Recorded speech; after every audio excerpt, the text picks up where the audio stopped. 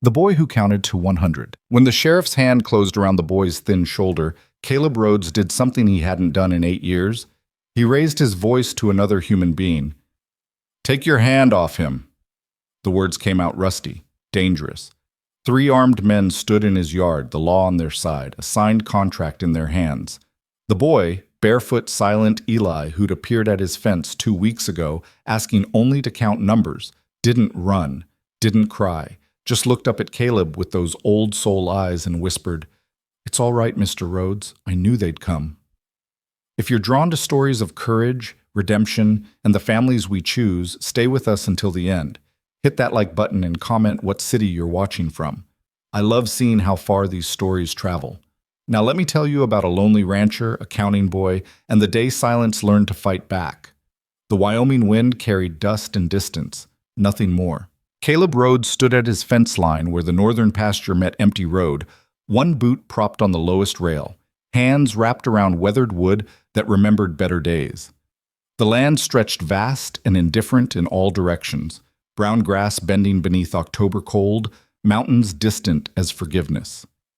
8 years he'd worked this ranch alone. 8 years since he'd buried Sarah and their stillborn daughter in the plot behind the barn. 8 years since he'd spoken more than transaction words to another soul. The fence needed mending. Everything needed mending. But Caleb's hands stayed still, and the wind kept blowing, and the afternoon leaked away toward evening like it always did. That's when he saw the boy, small figure on the road, walking with the deliberate pace of someone who'd been walking a long time. No horse, no wagon, just a child moving through emptiness like a stone skipping across water. Inevitable, directionless. Caleb's first instinct was to turn away, head back to the barn, let whatever trouble was walking his direction keep on walking. But something held him there. Maybe the way the boy moved. Not hurried, not slow, just steady. Maybe the fact that the nearest town was 15 miles south and there was nothing but wilderness to the north. The boy reached the fence and stopped. He couldn't have been more than 7, maybe 8. Dark hair fell across his forehead, and his clothes hung loose on narrow shoulders, homespun shirt, canvas pants too short at the ankles, no shoes despite the cold. Dust covered him like a second skin, and his eyes held that particular emptiness that comes from seeing too much too young. They looked at each other across the fence. Caleb waited for the ask. There was always an ask. Food, water, work, a place to sleep. The world was full of drifters since the war, full of displaced people looking for something solid to grab onto. But the boy didn't ask for anything. "Can I count to 100? His voice came out quiet, careful. Not the question of a beggar. The question of someone testing whether words still worked the way they used to. Caleb blinked. "What?" "Count to 100. Can I do it? I won't bother you after. The boy's thin fingers wrapped around the fence rail between them. "I just want to see if I still can." There was something about the phrasing, "still can," that caught in Caleb's chest like a burr. He should say no.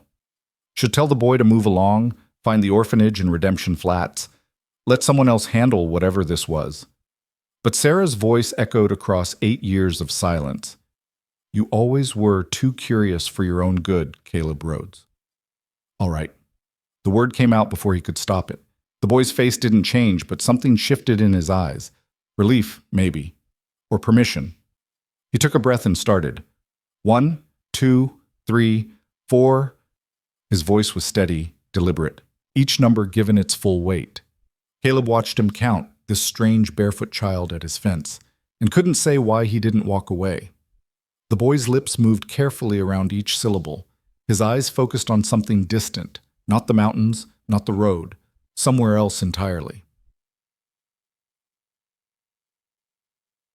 27, 28, 29. The wind pulled at the boy's too long hair. His hands gripped the fence rail tighter, knuckles white against weathered wood. 53, 54, 55. Caleb realized he was counting silently along, checking the boy's accuracy like it mattered, like this was a test with stakes he didn't understand. 81, 82, 83. The boy's voice never wavered, never rushed. Each number a small stone laid carefully in a wall against something Caleb couldn't see. 98, 99, 100. Silence rushed back in. The boy released the fence rail, flexed his small fingers, looked up at Caleb with those ancient eyes, and nodded once, as if confirming something to himself. Thank you. He turned to go. Wait. Caleb heard his own voice, rough from disuse, and wondered what he was doing. You hungry? The boy stopped, turned back slowly, suspicion and hope warring across his face. I don't take charity. Didn't offer charity. Offered food. You can work it off if it bothers you. Barn needs mucking. For a long moment, the boy just looked at him. Then, Yes, sir. I'm hungry. Caleb opened the gate. The hinges screamed, another thing needing attention, and the boy slipped through. Up close, he was even smaller than he'd seemed from a distance, all sharp angles and careful movement. They walked toward the house in silence, their footsteps matching rhythm on the packed earth path. The cabin sat low and functional, built for survival rather than comfort. Caleb pushed open the door and the smell of closed-up space rolled out. Dust, old coffee, loneliness. He'd stopped noticing it years ago, but seeing the boy's quick glance around the dim interior made him suddenly aware of how little life happened here. A table, 2 chairs, a stove, a narrow bed in the corner. Sarah's rocker still sat by the window, covered in cobwebs. Sit. Caleb gestured to the table. The boy sat, hands folded in his lap, back straight. Good posture, despite everything. Someone had taught him manners once. Caleb worked at the stove, building up the fire, setting coffee to boil. There was cornbread from 2 days ago, bacon in the cold box, beans that could be heated quick. He moved through the familiar motions while the boy sat silent, watching everything and nothing. Got a name? Caleb sliced bacon, laid it in the pan. Eli. That short for something? Elijah. But nobody calls me that anymore. The bacon started to sizzle. Caleb poured beans into a pot, set them on the stove. Where are you walking from, Eli? Silence. Then, south. And walking to? North. Caleb turned to look at him. The boy met his gaze steady, giving nothing. Message clear. I'll take your food if you'll give it, but my story's my own. Fair enough. Caleb had his own stories he didn't tell. They ate in silence. Eli took small bites, chewed thoroughly, didn't rush despite obvious hunger. The kind of eating that spoke of uncertain meals and hard-learned control. He finished everything on his plate, sopped up the last of the bean juice with cornbread, drank the water Caleb poured. When he was done, he pushed back from the table and stood. Barn's that way. He pointed. Can wait until morning. You look dead on your feet. I can work now. Pay what I owe. Eli. Caleb surprised himself with the firmness in his voice. It's getting dark. Barn'll still need mucking tomorrow. You can sleep in the loft, there's hay up there, and blankets in the chest. We'll sort the rest come daylight. The boy wavered. Exhaustion pulled at his small frame, but something else, pride maybe, or fear of debt, held him upright. Caleb recognized the battle. He'd fought it himself plenty of times. I don't take charity, Eli repeated, quieter this time. And I don't let children freeze in my barn when there's a warm loft and clean blankets. Call it what you want. I call it practical. For a moment, Caleb thought the boy might argue. But then Eli's shoulders dropped half an inch, and he nodded. Yes, sir. Thank you. Caleb led him to the barn. The building smelled of hay and horse and honest work, better smells than the cabin held. He climbed the ladder to the loft, pulled the trunk open, handed down wool blankets that Sarah had woven years ago. They still smelled faintly of cedar and lavender. The boy took them carefully, as if they were made of something more precious than wool. There's a chamber pot in the corner if you need it. I'll wake you at first light. Mr. Rhodes? Eli's voice came small from the shadows. Yes? Why'd you let me count?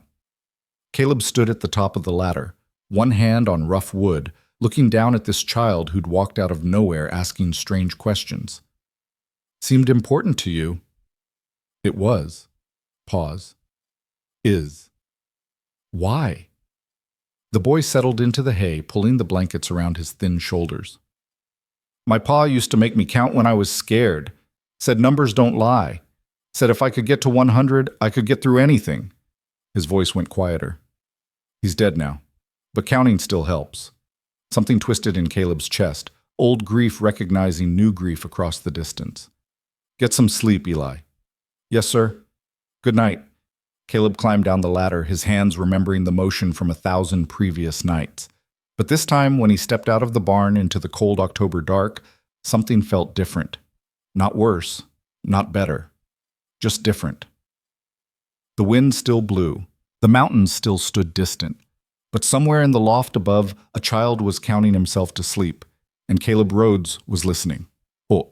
The next morning came cold and clear. Caleb woke to the smell of coffee already brewing, and for one disoriented moment thought Sarah was alive again. Then memory settled back into place, and he remembered the boy. Eli stood at the stove, careful and competent, watching the coffee pot. He'd folded the blankets into a neat square and left them on the chair. When Caleb emerged from his corner, the boy turned. Hope it's all right. I started the coffee. I woke early. It's fine. Caleb moved to the basin, splashed water on his face. You know how to make coffee? My ma taught me before she died. Said every person should know how to make something warm. They ate cornmeal mush with molasses, drank the coffee, which was stronger and better than Caleb usually made, and worked through the morning silence. When the plates were clean, Eli stood. The barn? Follow me. They spent the morning in companionable quiet. Eli worked with focused determination, mucking stalls, hauling soiled hay, spreading fresh bedding. He was small for the work, but didn't complain, didn't slack. When Caleb showed him how to curry the horses, Eli's hands moved gentle and sure, talking soft nonsense to the animals like they were friends instead of livestock. By midday, the barn gleamed. Caleb looked around at work that would have taken him all day alone, finished in half the time with small hands helping.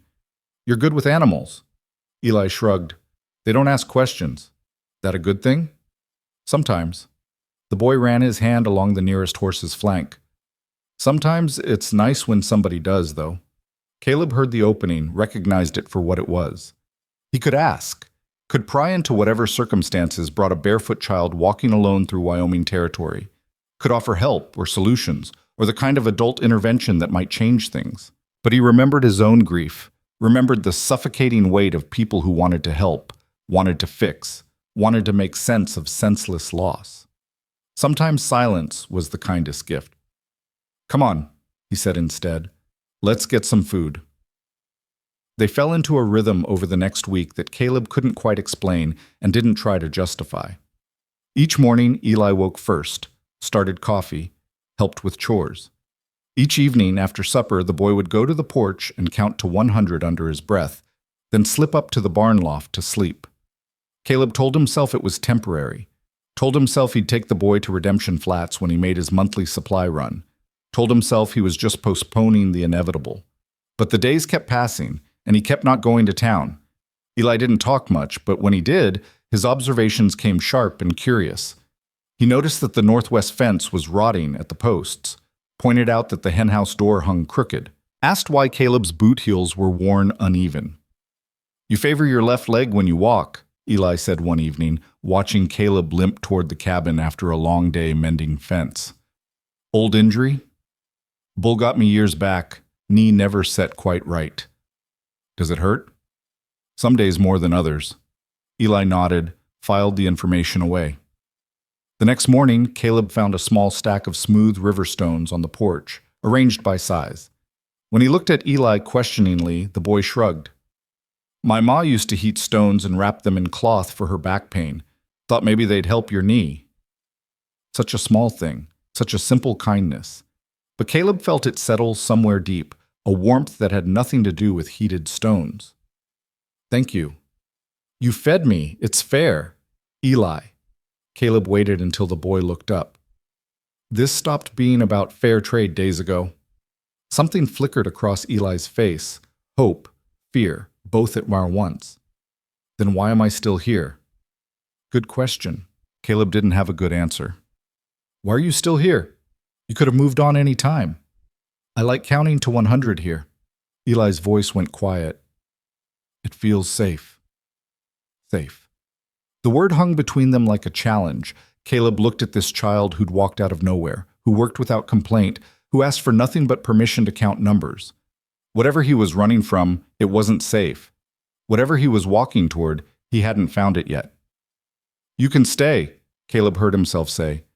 "Long as you need. You don't know anything about me. I know you make good coffee. I know you're kind to animals. I know numbers help when you're scared." Caleb leaned against the porch rail. "I know you've been hurt, and you're trying to get to something better. That's enough." Eli's eyes went bright, but no tears fell. "What if they come looking?" "Who?" "People who might think they got a claim on me." There it was, the truth that had been circling since the first day. Caleb should ask more, should get details, should do the responsible thing and figure out what legal trouble might be walking toward his ranch. But he looked at Eli's thin shoulders, at the way the boy stood ready to run, and made a different choice. "Then we'll deal with it when they arrive. Until then, you're welcome here." For a long moment, Eli just stared. Then slowly, he nodded. "Okay. Okay." They went inside for supper. That night, for the first time, Eli counted to 100 on the porch without whispering, his voice carrying clear across the darkening land. And Caleb, sitting in Sarah's dusty rocker, found himself counting silently along. The change came gradual, like seasons shifting. Eli started sleeping in the cabin. Caleb set up a bedroll near the stove, and the sound of another person breathing through the night made the darkness less empty. The boy's presence brought small disruptions: wet towels on hooks, dirty dishes in the basin, questions about why things were done certain ways. It should have bothered Caleb. He'd built his solitude careful and complete, but instead he found himself explaining things he hadn't talked about in years. How to read weather in the mountain clouds. Why fence posts needed setting deep and angled. The difference between a coyote track and a wolf track. Eli absorbed it all with quiet intensity, asked smart questions, remembered answers. When Caleb showed him how to split wood, the boy practiced until his hands blistered, then practiced some more. When they rode out to check the cattle, Eli sat awkward but determined in the saddle, learning to move with the horse instead of against it. "You're a quick study," Caleb said one afternoon, watching Eli successfully rope a fence post on the third try. "Had a lot of practice learning fast." The boy coiled the rope, handed it back. He stopped. "At the what?" Eli looked away toward the mountains. "Doesn't matter now." But it did matter. Caleb felt it in the way Eli sometimes flinched at sudden movements, in the way he portioned food carefully, like scarcity was always just one day away, in the way he counted to 100 every single night without fail, a ritual as necessary as breathing. 2 weeks became 3. 3 became 4. Caleb made his supply run to Redemption Flats alone, and when he came back, Eli was waiting on the porch, his relief visible even from a distance. "Thought maybe you'd changed your mind," the boy said quietly when Caleb dismounted. "About what?" "About me staying." Caleb pulled supplies from the saddlebags: flour, coffee, salt pork, and a bag of peppermints he'd bought on impulse. He handed the peppermints to Eli. "I say what I mean. You're welcome long as you want to be here." Eli took the candy like it was made of gold. "Nobody's ever just—" He struggled for words. "Most people want something. I want help mucking the barn and someone who makes better coffee than I do. That enough?" A small smile cracked across Eli's serious face. "Yeah, that's enough." They worked through November preparing for winter, cutting and stacking wood, reinforcing the barn against snow, moving the cattle to lower pasture. Eli grew stronger, his thin frame filling out with regular meals and honest work. The shadows under his eyes faded. His hands stopped shaking when loud noises came unexpected. Caleb noticed these changes and said nothing, just kept making room for this child who'd walked into his life asking only to count numbers. Then, on a cold afternoon in early December, riders appeared on the road. Caleb saw them from the northern pasture where he and Eli were mending fence. 3 men on horseback, moving purposeful toward the ranch. Not drifters, not neighbors. Something official in the way they rode. Beside him, Eli went absolutely still. "You know them?" Caleb kept his voice level. "No." The boy's hands gripped the fence rail the same way they had that first day. But I know what they are. And what's that? People who think they own me. The riders drew closer. Caleb could see details now. The lead man wore a badge, the other two carried themselves like hired muscle. They rode straight to the cabin, dismounted, looked around the property with assessing eyes. "Stay here," Caleb told Eli. "Mr. Rhodes, stay. Here." He made his voice firm, kind. "Let me handle this." He walked down from the pasture, taking his time, letting them wait. The man with the badge turned as Caleb approached. Middle-aged, weathered face, eyes that had seen plenty and judged most of it harshly. "Help you, gentlemen?" Caleb stopped 10 feet back, hands loose at his sides. "Sheriff Dawes from Carbon County, looking for a runaway bond boy. Elijah Tanner, age 8. Small, dark hair, last seen heading north on foot about 6 weeks back." The sheriff pulled a paper from his coat. Boy's father died owing substantial debts to the Hanover Work Farm. Contract transfers to the son until the debt's satisfied. That's the law. Caleb's blood went cold. Work farm. Legal operation. They feed and house the debtors while they work off what's owed. Boy's got 7 more years on his contract. The sheriff's eyes narrowed. "You seen him?" Every instinct screamed to lie, but Caleb had never been good at deception, and he wouldn't start now. Might have. Might have or did. Boy showed up about a month back, hungry, footsore. I gave him food and a place to sleep. "That's him." The sheriff gestured to his men. "Where is he?" "Before we get to that, I got questions about this contract." "Not your concern, Rhodes. The law is clear." "The law." Caleb tasted bitterness in the word. "The law that lets grown men work a child until he's 16 to pay his dead father's debts? That the law we're talking about? It's binding contract, signed and witnessed. And that boy's property of the Hanover Work Farm until the debt's satisfied or he comes of age." The sheriff's voice hardened. "Now produce him, or I'll charge you with harboring stolen property." Up the hill, Eli appeared at the fence line. Even from a distance, Caleb could see the boy's rigid posture, the way he held himself like someone expecting a blow. "There he is, One of the hired men pointed. "Eli!" The sheriff called up. "Get down here, boy!" Caleb watched Eli walk down the slope, each step careful and deliberate. The boy's face showed nothing, no fear, no hope, just terrible resignation. When he reached the yard, he stopped beside Caleb and looked up at the sheriff. "Hello, Sheriff. You've caused considerable trouble, boy. Mr. Hanover's been looking for you since October. He's not pleased." "No, sir. I expect he's not." The casual acceptance in Eli's voice, the way he just surrendered to it, made something crack inside Caleb's chest.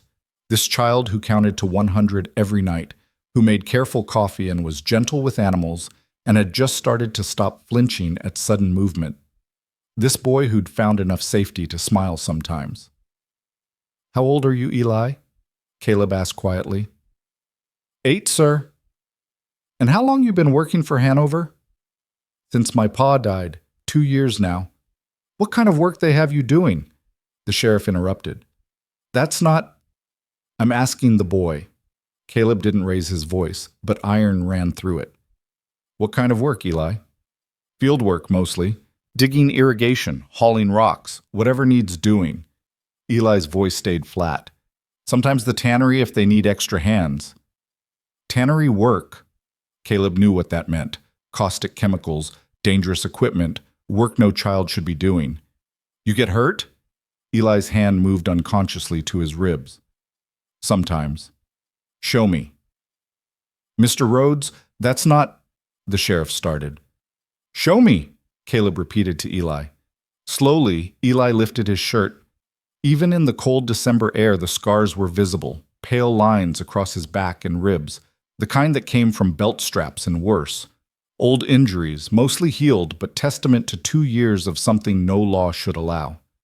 Caleb looked at those scars, at this child who'd walked barefoot through Wyoming autumn to escape them, and made his decision. "No." The sheriff blinked. "Excuse me?" "I said no. You're not taking him." "Mr. Rhodes, I have legal authority. I don't give a damn about your legal authority." Caleb moved slightly, putting himself between Eli and the mounted men. That boy stays here. The two hired hands shifted, hands moving toward their weapons. The sheriff held up one hand, stopping them. Don't be stupid, Rhodes. That contract's binding. You can't just... Can I? Caleb's voice stayed quiet, but his right hand rested easy near his holster. Because it seems to me you've got a choice, Sheriff. You can try to take this boy by force from his legal guardian. You're not his guardian. Or you can ride back to Carbon County and tell Mr. Hanover that if he wants Eli Tanner, he can come get him himself. And when he does, he'll find that the boy's circumstances have changed considerable. The sheriff's eyes narrowed. You threatening me? Just stating facts. Eli stays. That's not a negotiation. For a long moment, nobody moved. The wind blew cold across the yard. Somewhere in the distance, a crow called. Caleb felt Eli standing close behind him, felt the boy's quick breathing, and kept his own stance relaxed and ready. Finally, the sheriff nodded slowly. This ain't over, Rhodes. Didn't expect it would be. Hanover's got resources. He's got lawyers. He's got the law on his side. And I've got this boy and a rifle and enough stubbornness to make this complicated. So you tell Mr. Hanover he's welcome to try, but he better bring more than a sheriff and two hired hands. The sheriff mounted his horse. His men followed suit, hands still near their weapons. You're making a mistake. Probably, but it's my mistake to make. They rode out, dust rising from their horses' hooves, taking their certainty and their legal papers with them. Caleb stood watching until they disappeared south on the road. Only then did he turn to Eli. The boy stood frozen, shock and something else, something like hope, warring across his face. Why? Eli's voice came out barely a whisper. Why would you do that? Because those scars on your back say the contract's not worth the paper it's written on. Because no child should be worked like property. Because... Caleb stopped, struggled for words. Because you asked to count to 100, and I said yes, and somewhere along the way that became a promise. They'll come back. Eli's hands shook. Hanover won't let this go. The law's on his side. Then we'll figure it out when they come back. You could lose everything. Maybe. Caleb crouched down so he was eye level with the boy. But I already lost everything once, and I learned that things, land, property, even law, none of that matters as much as doing right by someone who needs it. Tears finally spilled down Eli's cheeks. I'm not your problem, Mr. Rhodes. You're not a problem at all, Eli. You're just a boy who needs somewhere safe to count to 100. And this ranch is as safe as I can make it. Eli collapsed forward, and Caleb caught him, the small, fierce child who'd been carrying weight no child should carry. The boy cried hard and silent, and Caleb held him the way he'd held his wife when the midwife had delivered the news, the way he'd wanted someone to hold him, and no one had. Sometimes being strong meant being a place where someone else could finally break. When the tears finally stopped, Eli pulled back, wiped his face with his sleeve. What do we do now? Caleb stood, looked toward the mountains where winter was gathering in the high peaks. Now we get ready for whatever comes next. And tonight, you count to 100, and I'll listen. Same as always. Eli nodded, something like peace settling over his face. Yes, sir.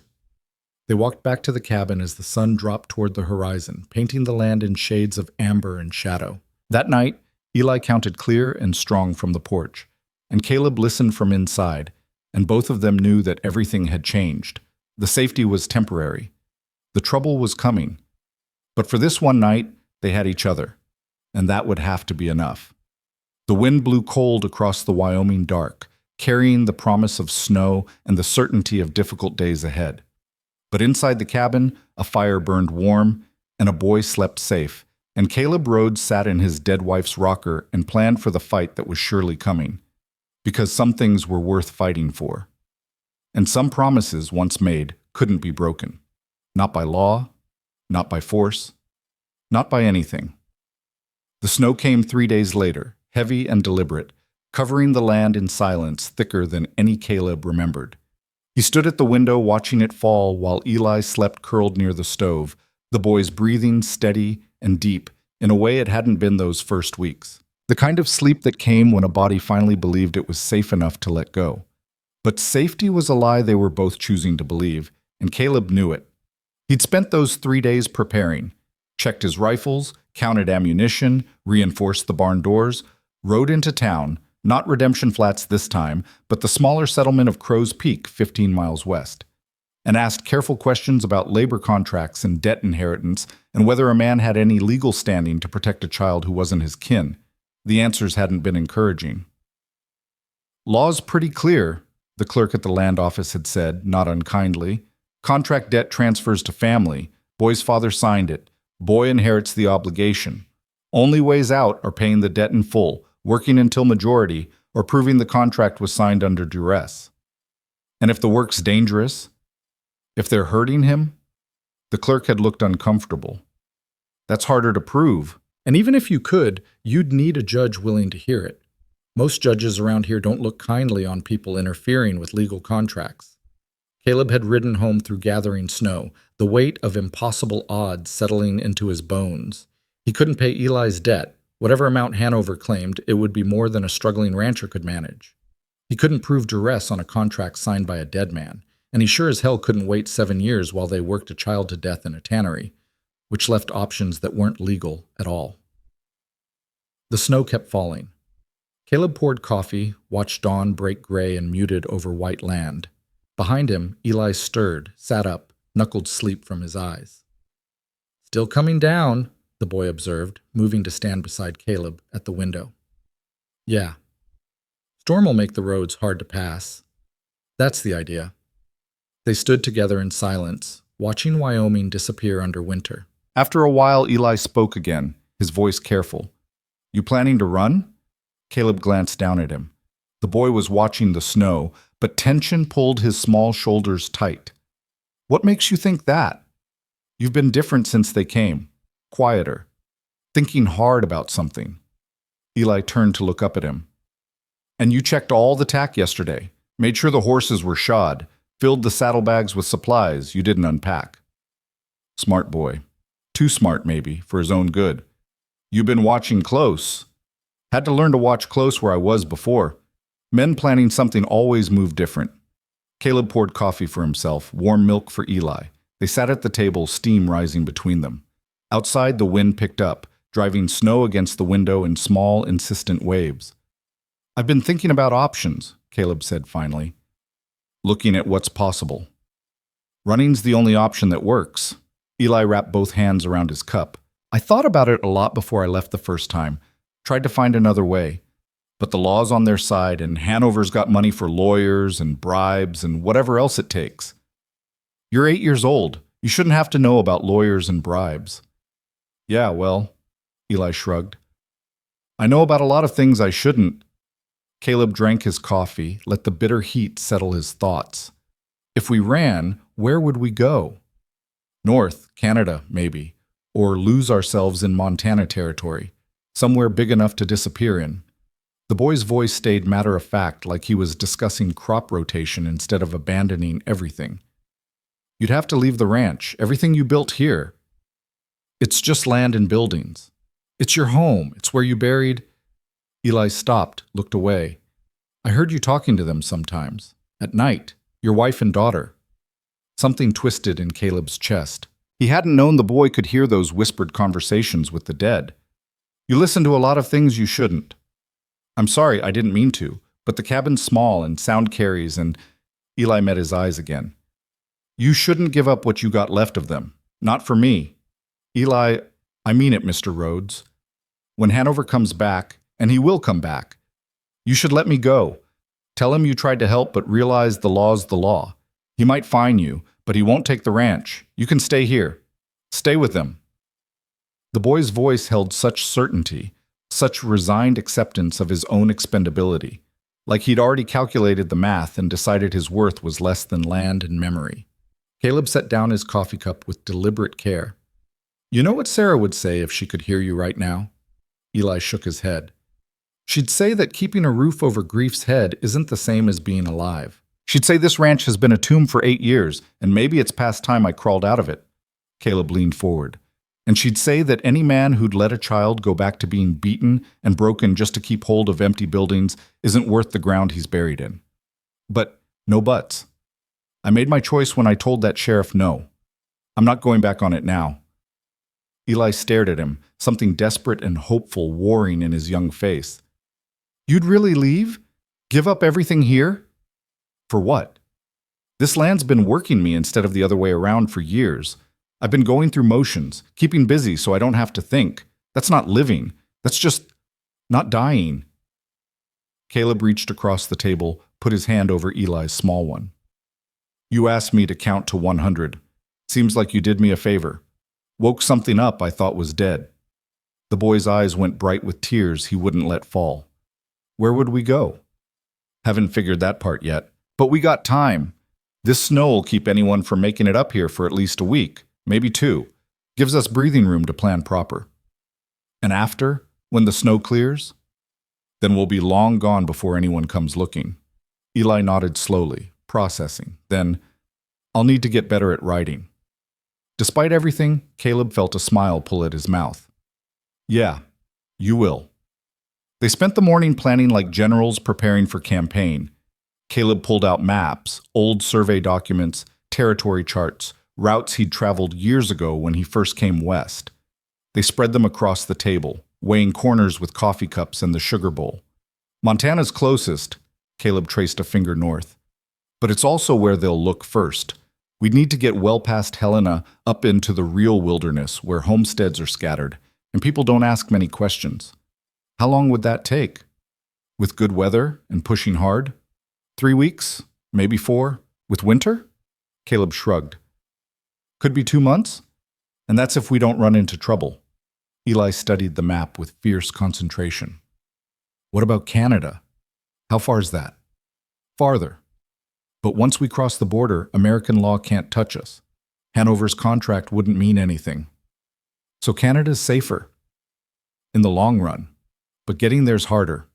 We'd be traveling through the worst of winter, high country, places where settlements are days apart. Caleb met the boy's eyes. It would be dangerous, Eli. No guaranteeing we'd make it. More dangerous than going back to Hanover? Fair point. Caleb looked at this child who'd already survived 2 years of brutal work, who'd walked alone through autumn territory to escape, who counted to 100 every night just to prove he still could. Eli had already faced down worse odds than winter and distance. No, Caleb admitted. Not more dangerous than that. They kept planning. Caleb calculated supplies. How much dried meat they could carry, how much grain for the horses, whether they should risk trading at settlements or avoid people altogether. Eli asked questions that showed he'd been thinking about this longer than Caleb had. What about storms? What about river crossings? What if the horses went lame? What if they got sick? You've thought this through before, Caleb observed. I used to think about it every night at Hanover's. Made maps in my head of all the ways I could run. Thought about what I'd need, where I'd go, how I'd survive. Eli's finger traced an invisible route on the table. But I was alone then. Figured I'd probably die somewhere between here and safe, and didn't much care as long as I died free. The casual way he said it, like death had been an acceptable outcome, made Caleb's jaw tighten. You're not alone now. No, sir, I'm not. Eli looked up, and something like wonder crossed his face. Still can't quite believe it. Better start believing it, because we've got a lot of work to do before we can leave. They worked through the afternoon, gathering and organizing. Caleb pulled down the winter tack, checked every strap and buckle. Eli helped pack supplies, beans, flour, salt pork, coffee, dried apples, cornmeal. They couldn't take everything, but they took what would keep them alive in the backcountry. While they worked, Eli talked more than Caleb had ever heard him talk. Stories came tumbling out, about his parents before they died, about the work farm, about the other children there and what had happened to them. A girl named Clara who'd lost 2 fingers in the tannery. A boy called Tommy who'd tried to run and been brought back beaten so bad he couldn't walk for a month. They used him as an example, Eli said quietly, folding a blanket with careful precision. Made us all watch. Said that's what happens to runners. That's why I waited so long. Wanted to be sure when I went, I'd make it far enough they couldn't bring me back. How'd you finally do it? Hanover went to Denver for some business meeting, left his foreman in charge, and the foreman was lazy. Didn't check the barn as careful at night. I slipped out after everyone was asleep, took some bread from the kitchen, and just walked. Eli's hand stilled on the blanket. Walked for 2 days before I let myself believe I might actually make it. Then I kept walking until I found your fence. You know what I was doing when I saw you? Caleb asked. Fixing fence? Thinking about whether it was worth fixing, whether anything was worth fixing. He tied off a bundle of supplies. Then you showed up asking to count to 100, and I thought maybe some things still mattered after all. Eli smiled, a real smile, not the careful half expressions he usually allowed himself. Worked out for both of us then. Yeah, guess it did. The snow kept falling. By evening, drifts stood 3 feet deep against the cabin, and the world had gone quiet in that particular way it does when winter settles in serious. They ate supper, venison stew thick with potatoes and carrots, and Caleb found himself watching Eli eat with good appetite, no longer rationing or hoarding, just enjoying food like a child should. After supper, Eli went to the porch for his counting. Caleb watched through the window as the boy stood in falling snow, breath misting white in the cold, voice steady as he worked through the numbers.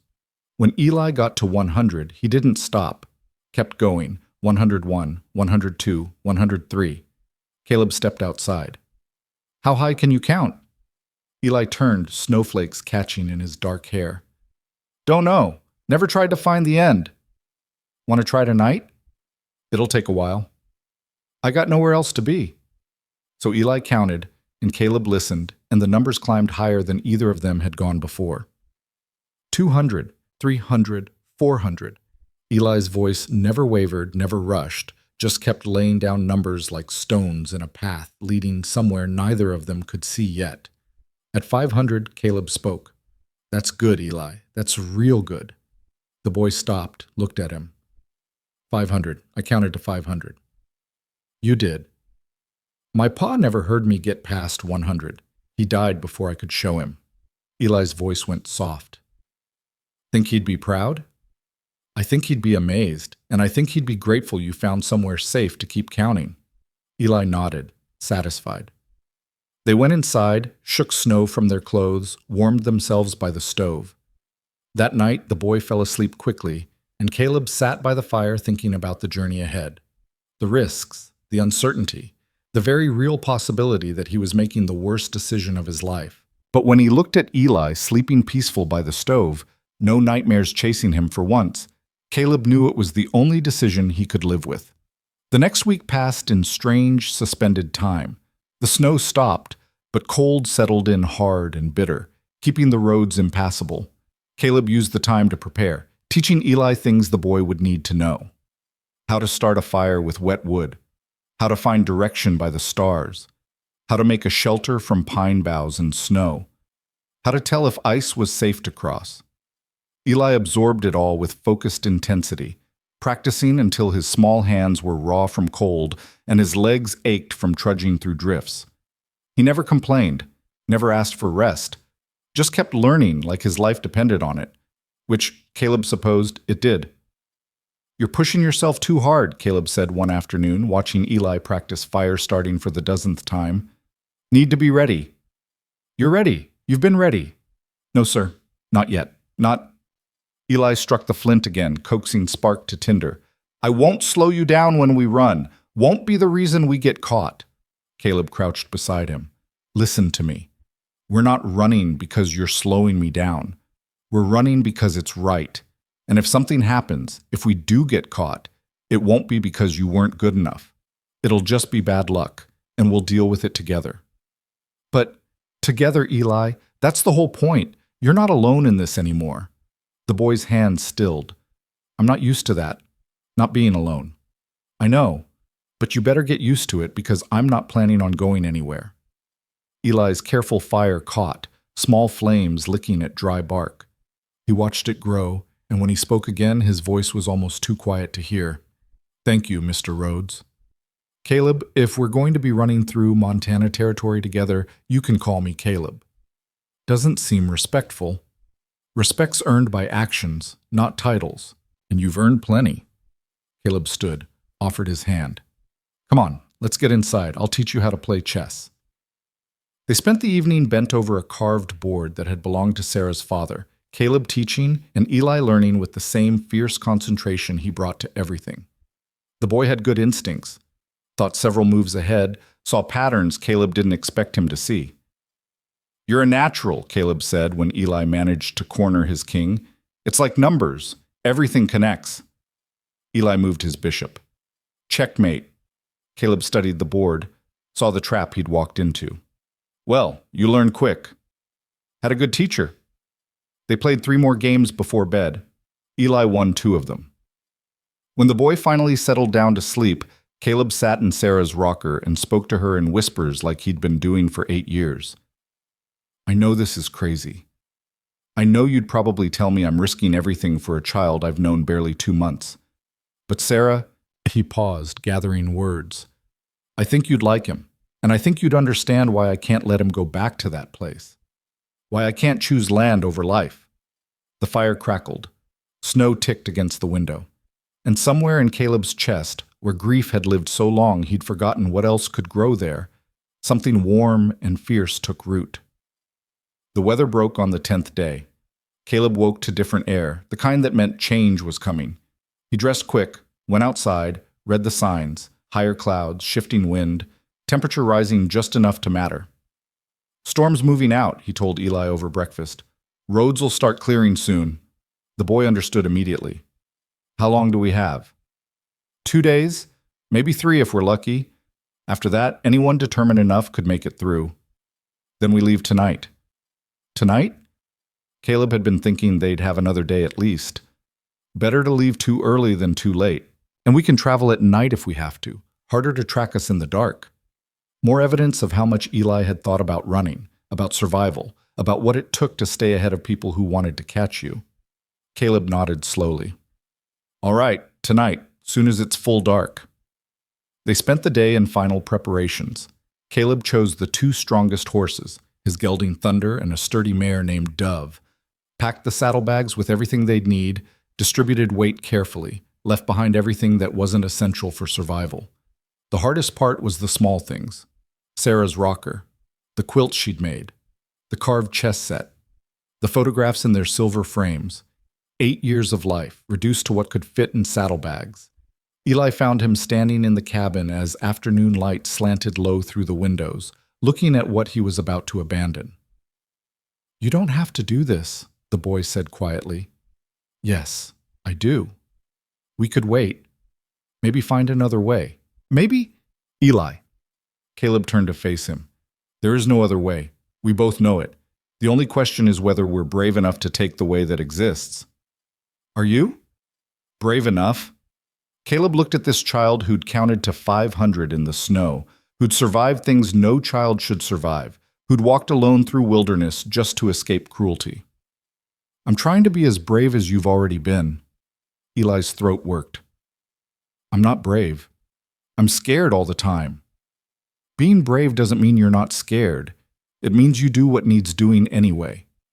Caleb put his hand on the boy's shoulder. "And you've been doing that since before we met." They finished loading the horses as twilight painted the sky purple and gold.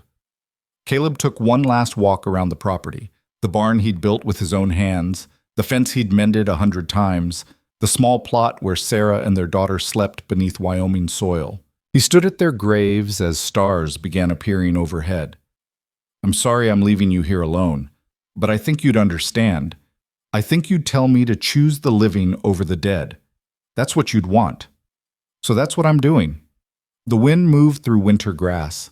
No answer came, but Caleb hadn't expected one. He touched the rough wooden markers once more, then walked back to where Eli waited with the horses. "Ready?" Caleb asked. Eli looked at him with those ancient eyes that had seen too much. "Ready." They mounted up. Caleb took one last look at the cabin, dark and silent in the gathering night. Then he turned Thunder north, and Eli followed on Dove, and together they rode away from everything Caleb had built toward everything they might still become. The stars wheeled overhead. The horses' breath misted white in cold air. Behind them, the ranch disappeared into darkness. Ahead, Montana Territory waited, vast and dangerous and free. And somewhere between what they were leaving and what they were riding toward, Eli began counting softly to himself. Not to 100 this time. Higher. Always higher. Like he was measuring the distance between who he'd been and who he might get to be. Caleb listened to the numbers and the hoofbeats and the night sounds of wilderness and thought maybe, just maybe, they were riding toward something worth the terrible cost of leaving. They rode through the first night in silence, following old game trails that wound north through pine forests thick with shadow. The moon rose late and pale, giving just enough light to see the path ahead without revealing them to anyone who might be watching. Caleb kept Thunder to a steady walk, mindful of hidden roots and ice patches that could lame a horse and end their journey before it properly began. Behind him, he could hear Eli's soft counting, 215, 216, 217. The numbers a thread connecting the boy to something solid, while everything else fell away into darkness. Near dawn, they stopped beside a creek where the water ran clear and cold over smooth stones. The horses drank deep while Caleb and Eli stretched legs stiff from riding. The boy moved carefully, trying not to show how much he hurt, but Caleb saw the wince when Eli dismounted. "We'll rest here a few hours. Let the horses graze. Get some food in us. Shouldn't we keep moving? Put more distance between us and can't run the horses into the ground on the first night. They need rest same as we do." Caleb pulled jerky and hardtack from the saddlebags. "Besides, traveling in full daylight's when we're most likely to be seen. We'll sleep now, ride again when the sun starts dropping." They ate in the gray light before sunrise, chewing the tough food while frost formed on the grass around them. Eli sat close to the small fire Caleb built, holding his hands toward the warmth. The boy's face looked drawn, older somehow than it had even yesterday. "You holding up?" Caleb asked. "Yes, sir." "That's not what I asked." Eli was quiet for a moment, then, "I keep thinking about yesterday morning, how I woke up in the cabin and made coffee and everything felt almost normal, like maybe I could just stay there forever and nothing bad would happen. That life's behind us now. I know, and I know this was the only choice, but it still feels like—" Eli struggled for words. "Like I broke something, like we both did." Caleb understood. He'd felt it too, that sick weight of leaving Sarah's grave, of turning his back on the only home he'd known in Wyoming, of choosing one life at the cost of another. Sometimes things have to break before they can be put back together different, better. "You really believe that?" "Trying to." Caleb fed another stick to the fire. "My pa used to say that courage isn't knowing things will work out. It's moving forward even when you don't know. That's what we're doing." Eli nodded slowly, absorbing this.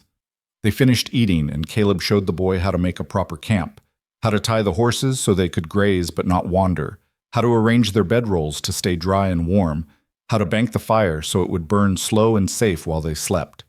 "You take first rest," Caleb said. "I'll keep watch." "You need sleep too." "I'll sleep after. Go on." Eli crawled into his bedroll, and within minutes his breathing had gone deep and even. The exhaustion of fear and riding and leaving everything familiar had finally caught up with him. Caleb sat with his rifle across his knees, listening to the forest wake around them. Birds calling, wind moving through pine branches, the creek's constant murmur. Normal sounds, peaceful sounds, no hoofbeats, no voices raised in pursuit. Not yet, anyway. He let Eli sleep until mid-morning, then woke him gently. They switched, the boy keeping watch while Caleb got a few hours of rest that came shallow and troubled. He dreamed of Sarah standing at the fence of their ranch, watching him ride away.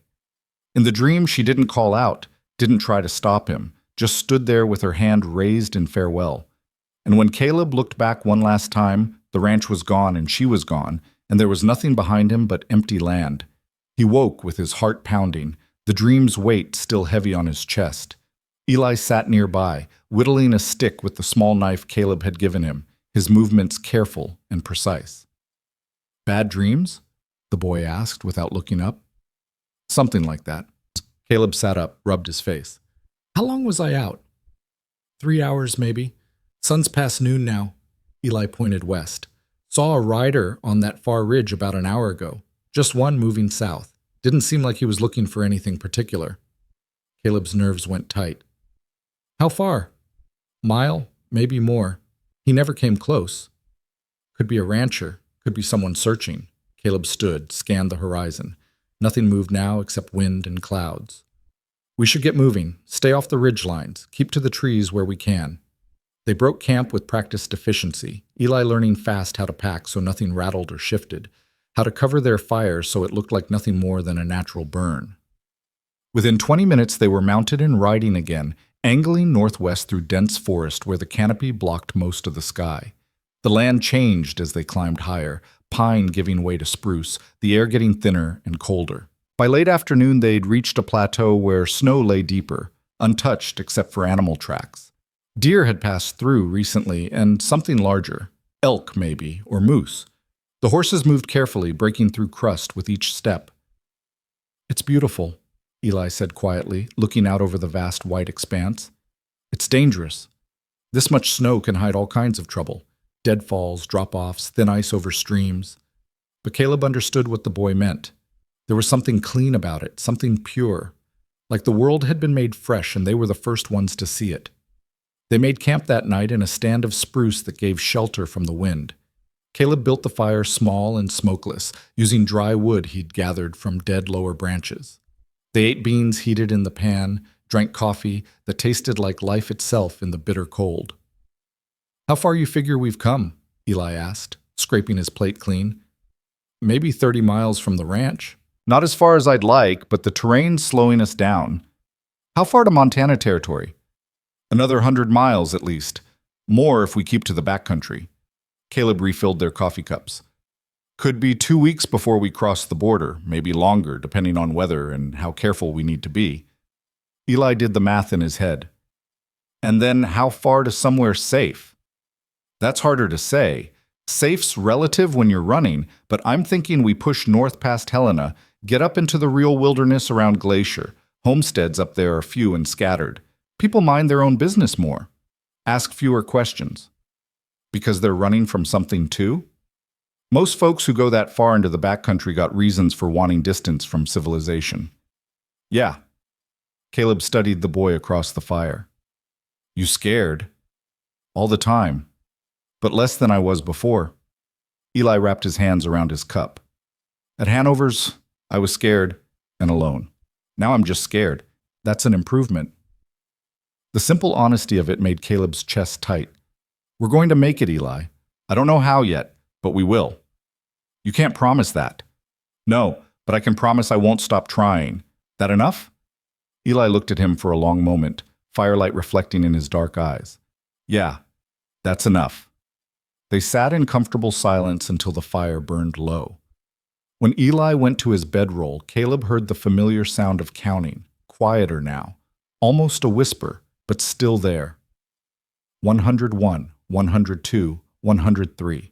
The number's a ritual, a prayer, a way of holding on to self when everything else was uncertain. Caleb took first watch, sitting with his back against a tree, rifle ready, listening to night sounds and watching stars wheel overhead through breaks in the clouds. Somewhere out there, maybe already on their trail, men with legal papers and cold determination were coming. Sheriff Dawes. Hanover's enforcers. Maybe others. The law might be wrong, but it was still the law, and it had long arms and longer memory. But tonight they were free. Tonight they were together. And for now, that had to be enough. The third day brought weather, clouds rolling in heavy and dark from the west, temperature dropping sharp. Caleb recognized the signs. Big storm coming, the kind that could bury them if they weren't careful. "We need to find real shelter," he told Eli as they broke camp. "Cave, overhang, something solid. This storm hits, we can't be caught in the open." They rode hard through the morning, pushing the horses faster than Caleb liked, but knowing they were racing the weather now. The wind picked up, driving snow that started as small flakes but grew steadily larger. By noon, the world had gone white and wild, visibility dropping to barely 20 feet. Caleb pulled Thunder to a halt, Eli stopping beside him on Dove. "Can't see the trail anymore. We keep going blind. We'll end up lost or worse. What do we do?" "Find shelter. Now." Caleb scanned what he could see of the terrain. They were on a hillside, rocks jutting through snow. "This way. Rock formations like this sometimes have caves." They dismounted, leading the horses through deepening drifts. The wind howled, driving snow into their faces, making every step a battle. Caleb kept one hand on Eli's shoulder, making sure the boy didn't get separated. The cold bit through their clothes, and Caleb felt his face going numb. Then, between two massive boulders, he saw it. Dark space, the promise of shelter. There! They stumbled forward, pulling the reluctant horses. The opening was narrow but widened inside to a cave maybe 15 feet deep and 8 feet across. Not perfect, but out of the wind and big enough for them and the animals both. Get the horses inside. I'll gather what wood I can find before it's all buried.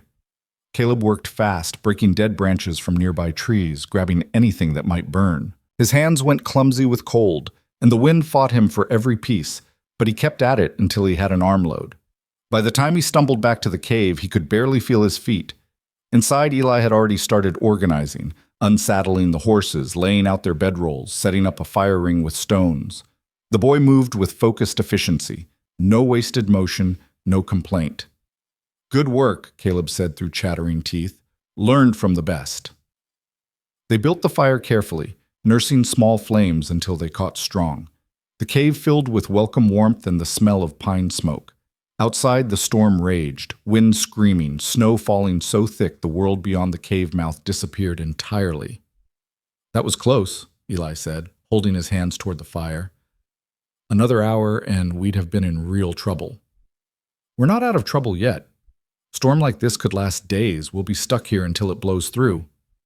At least we're stuck somewhere warm. Caleb had to smile at that. The boy's ability to find the practical good in bad situations never ceased to surprise him. They heated beans and made coffee, rationing their supplies, but allowing themselves the comfort of hot food. The horses stood calm at the back of the cave, their presence adding warmth and the particular peace that comes from sheltering together against nature's fury. As afternoon faded toward evening, Eli asked the question Caleb had been expecting. What happens if they catch us? They won't. But if they do, what happens to you for helping me run? Caleb considered lying, softening the truth. But Eli deserved honesty. Depends on how they want to charge it. Could be harboring a fugitive debtor. Could be theft of property since you're technically contracted labor. Either way, I'd likely see jail time. Maybe lose whatever assets I got left, which isn't much now anyway. And me? Back to Hanover. Back to the work farm.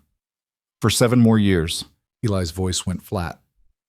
Except I wouldn't last 7 more years. Nobody does.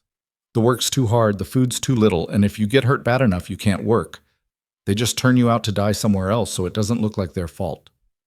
The casual way he said it, like death was just another inevitable outcome, made rage burn hot in Caleb's gut. That's not going to happen. You can't know that.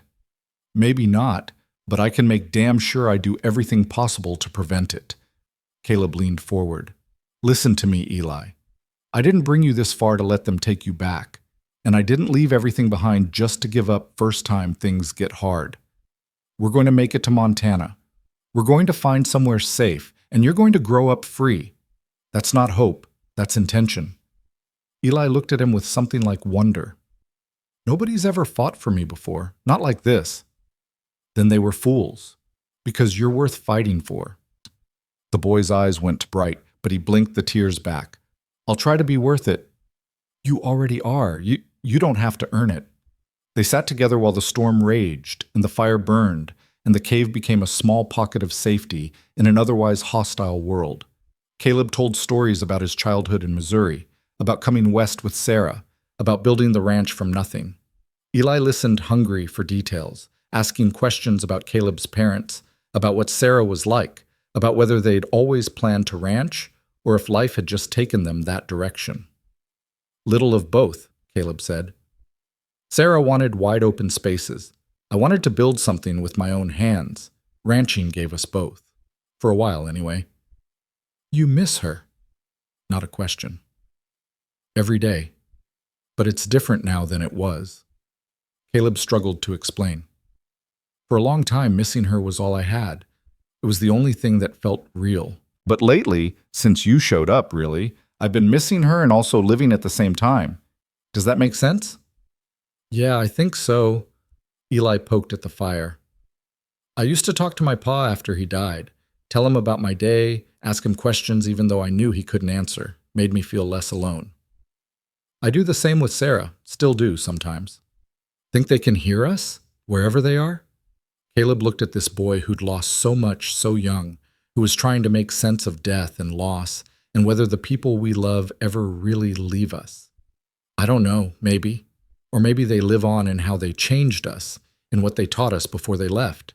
Either way, they're not really gone as long as we remember them. Eli nodded, satisfied with that answer. They fell into silence, each lost in their own thoughts. Outside, the storm continued its assault, wind howling, snow piling deeper.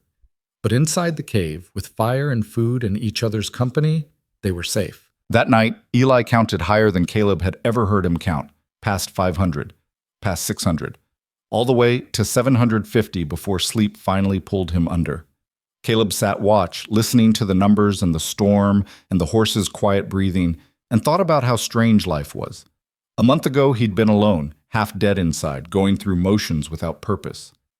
Now he was hiding in a cave from a blizzard with a child who wasn't his, running from the law toward an uncertain future, and somehow felt more alive than he had in 8 years. The storm lasted 3 days. 3 days trapped in the cave with supplies running low and nothing to do but wait. They rationed food carefully, beans once a day, coffee in the morning, jerky when hunger got too sharp. The horses fared worse, with nothing to graze and only the grain they'd brought in the saddlebags. By the 3rd day, Thunder was getting restless, pawing at the cave floor and tossing his head. "Easy," Caleb murmured, stroking the gelding's neck. "I know. We'll get you out soon as we can." Eli helped keep the horses calm, talking to them in that quiet way he had, telling them stories about green pastures and warm barns and all the hay they could eat. The boy had a gift with animals, Caleb had noticed, something in his gentleness that made them trust him. On the morning of the 4th day, the storm broke. They woke to silence, the kind of absolute quiet that comes after days of wind. Caleb crawled to the cave mouth and looked out on a transformed world. Snow had drifted 10 feet deep in places, completely reshaping the landscape, but the sky overhead showed clear and blue, and the sun shone brilliant on endless white. "We can move?" Eli asked from behind him.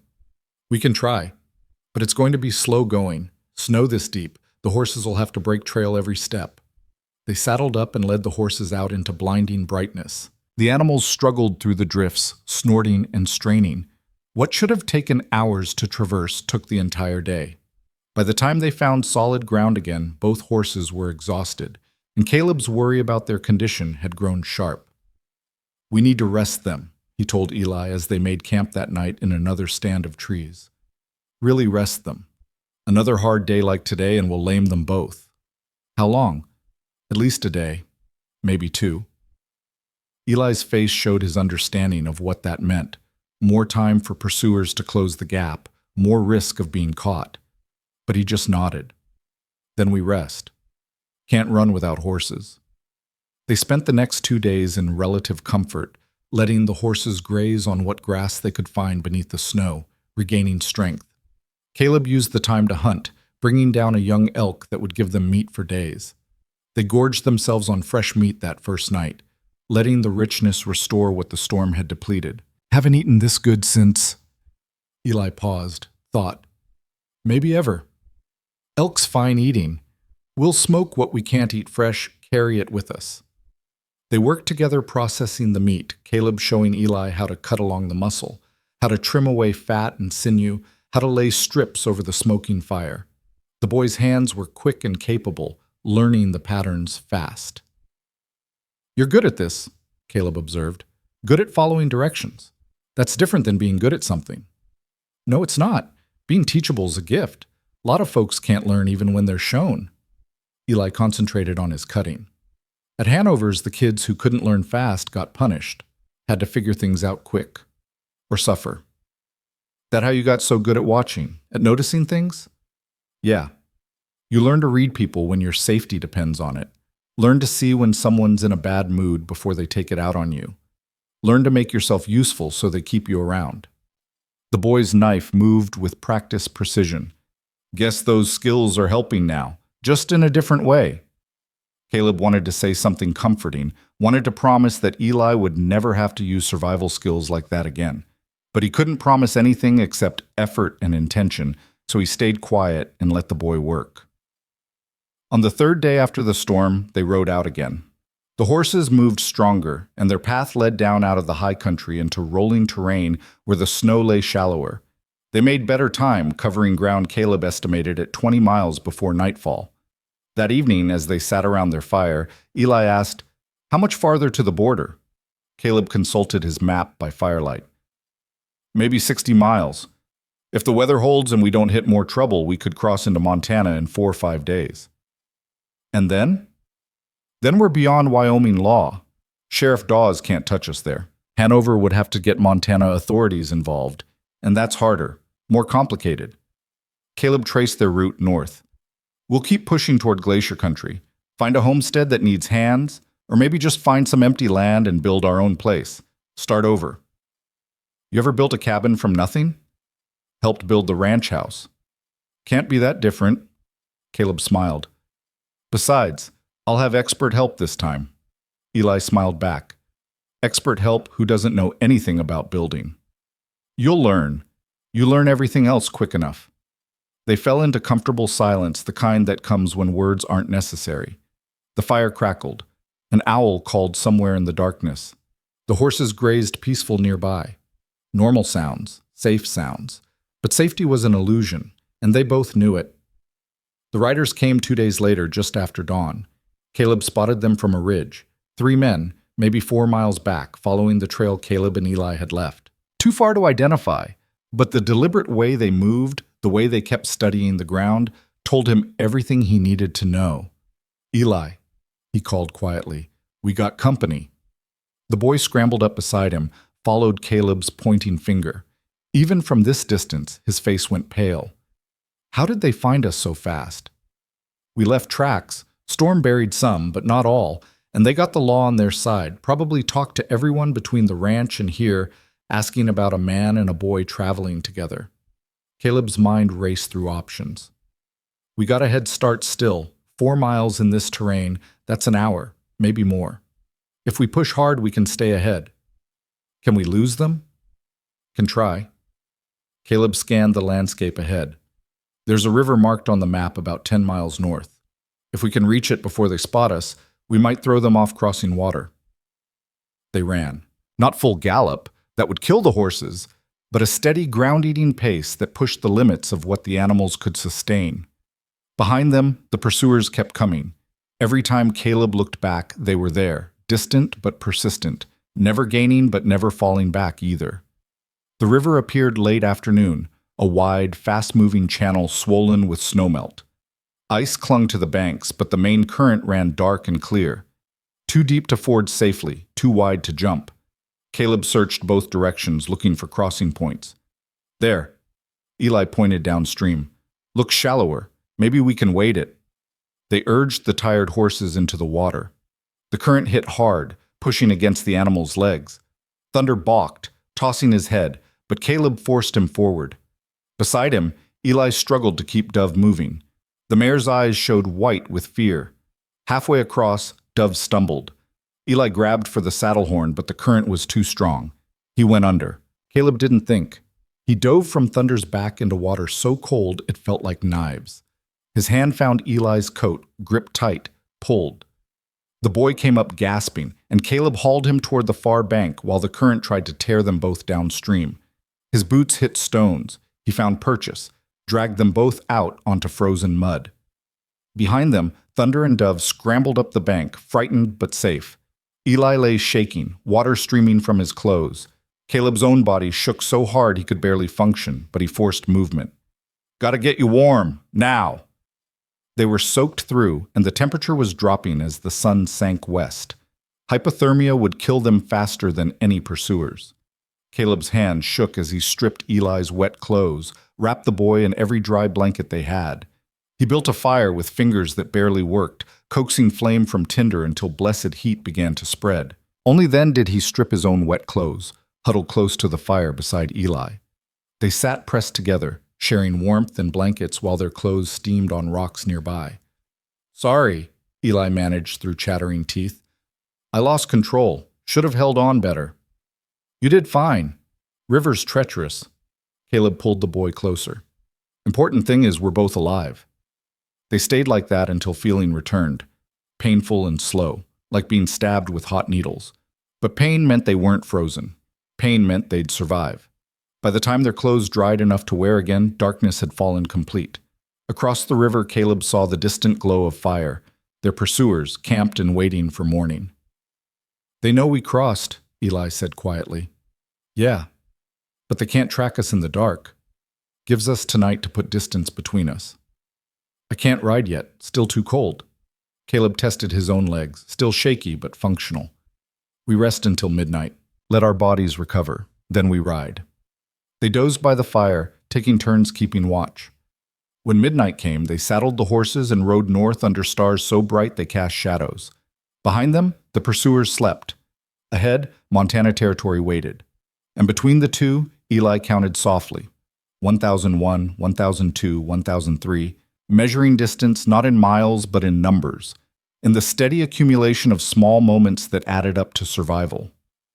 Caleb listened and rode and prayed to Sarah's memory that he was strong enough to see this through. They crossed into Montana Territory 3 days later, though there was no marker to tell them so, just Caleb's reckoning by map and stars and the gradual shift in the land itself. The terrain opened up some, pine forests giving way to rolling grassland broken by rocky outcrops, and the occasional stand of cottonwood marking where water ran beneath the surface. The air felt different too, colder somehow, thinner, like they'd climbed into a place where the sky pressed closer and every breath carried the weight of what they'd left behind. Eli noticed the change. "We made it? Across the border, yeah, but we're not safe yet. Not by a long way." The boy understood. They'd gained ground on their pursuers after the river crossing, but the men were still back there somewhere, still following. Caleb could feel them like pressure between his shoulder blades, a constant awareness that kept his hand near his rifle and his eyes scanning the horizon. They'd been rationing food hard since the storm, and their supplies were running dangerously low. The smoked elk was nearly gone, the beans down to less than a pound, coffee to barely enough for 2 more pots. Caleb knew they'd have to risk a settlement soon or start hunting in earnest, which would slow them down and leave more signs for anyone tracking. "There's a town marked on the map about 20 miles northeast," he told Eli that night, as they huddled around a fire so small it barely gave heat. "Place called Willow Creek. Not much more than a trading post and a few buildings, but we could get supplies." "Is it safe?" "Going into a town. Safer than starving. And we need grain for the horses. They're wearing down." Caleb looked at Thunder and Dove, both animals showing ribs despite the grass they'd been grazing. "We go in quiet, buy what we need, get out. Don't talk to anyone more than necessary." "What if someone recognizes us? What if word's already spread?" "Then we deal with it.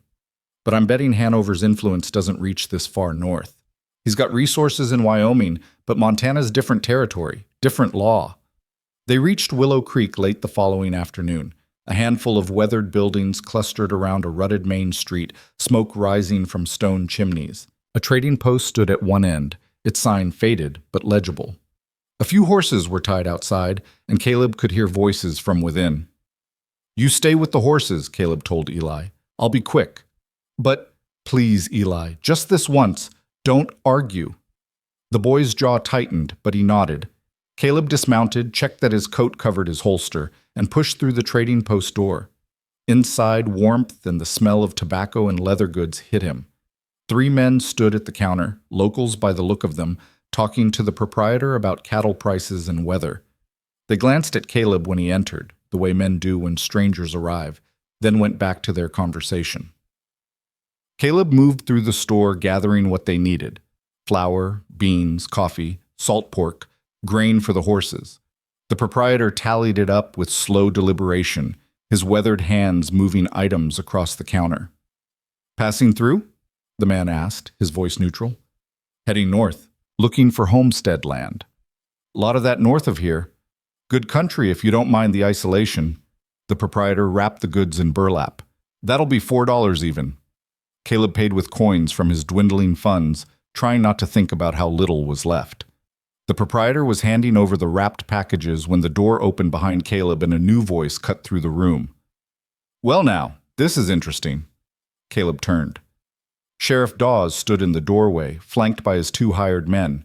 All 3 wore the dust of hard riding, and their eyes held the satisfaction of hounds that had finally cornered their quarry. The trading post went quiet. "Mr. Rhodes." The sheriff stepped inside, hand resting casual on his gun belt. "You've led us on quite a chase."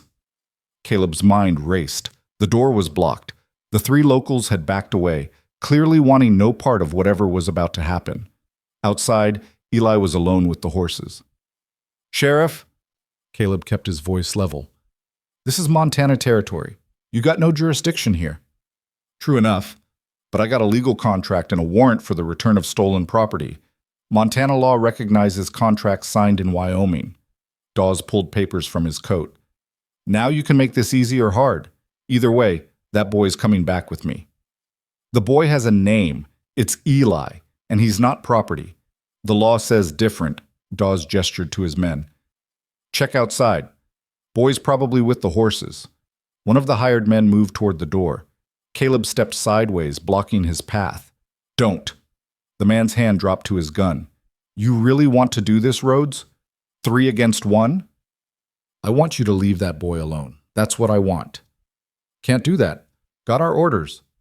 The hired man pushed forward. Caleb's hand found his rifle stock, but before he could draw, cold metal pressed against the back of his neck. The second hired man had circled behind while Caleb's attention was forward. "Easy now," the man said quietly. "Don't make this a killing matter." Through the window, Caleb could see Eli still standing with the horses, unaware of what was happening inside. The boy was looking north up the street, probably wondering what was taking so long. "Smart choice." Dawes nodded to his man. "Relieve him of his weapons." They took his rifle, his pistol, the knife from his belt. The locals watched in uncomfortable silence, not interfering but clearly uneasy with what they were witnessing. The proprietor looked like he wanted to say something but kept quiet, probably calculating that his business depended on not taking sides in other people's troubles. "Now!" Dawes moved to the door. "Let's collect the boy and end this foolishness." "Wait!" Caleb heard the desperation in his own voice and hated it. "At least let me talk to him. Let me explain." "Explain what? That you're a criminal who stole another man's property? That everything you promised was a lie?" Dawes shook his head. "Boy's better off learning the truth quick." They pushed Caleb outside ahead of them. Eli saw immediately that something was wrong, the way they surrounded Caleb, the way his weapons were gone. The boy's hand moved to Thunder's reins like he might mount and run. "Don't!" Caleb said quickly. "Eli, don't run." "Listen to him, boy." Dawes stepped forward. "Running'll just make things worse." Eli's eyes found Caleb's, searching for answers, for some sign of what to do. And Caleb saw in that moment all the trust the boy had built over their weeks together, all the fragile hope that maybe this time someone would keep their promises. Saw it and knew he was about to break it. "I'm sorry," Caleb said. "I tried. I really tried." Something in Eli's face shuddered closed. The boy straightened, let go of the reins, stood with his hands at his sides. "It's all right, Mr. Rhodes. I knew they'd catch us eventually." The resignation in his voice, the way he just accepted it, like this was always how the story would end, made Caleb want to fight, to rage, to do something. But 3 armed men surrounded him, and any move he made would likely get Eli hurt in the crossfire. "Smart boy." Dawes approached Eli slowly. "You've caused considerable trouble. You know that? Mr. Hanover's been very concerned about your whereabouts." "Yes, sir. I'm sure he has." Eli's voice came out flat, empty. "I'm ready to go back now." "Good. That's real good." The sheriff reached for Eli's shoulder. "Wait." The word came from one of the locals who'd been in the trading post, a grizzled man with kind eyes and a weathered face. He stood on the porch, looking uncomfortable but determined. "Sheriff, I don't mean to interfere, but that boy don't look like he wants to go with you." "What he wants don't matter. Law's the law." "Maybe so. But Montana law also says a man's got right to speak his piece before being taken. Boy looks old enough to speak for himself. Dawes's jaw tightened. This isn't your concern, friend. Maybe not, but I got a powerful dislike for seeing children treated like livestock. The man stepped down into the street. Boy, you got something you want to say? Eli looked at the man, then at Caleb, then at the sheriff. For a long moment he stood silent, and Caleb could see him weighing options, calculating odds, trying to figure out if speaking would help or just make things worse. I don't want to go back to Hanover's work farm, Eli said finally, his voice quiet but clear. They hurt us there. Work us too hard. Don't feed us enough. Kids die there, and nobody cares because we're just paying off debts that weren't even ours to begin with. That's a serious accusation, Dawes said. It's the truth. Eli pulled up his shirt, showing the scars on his ribs and back.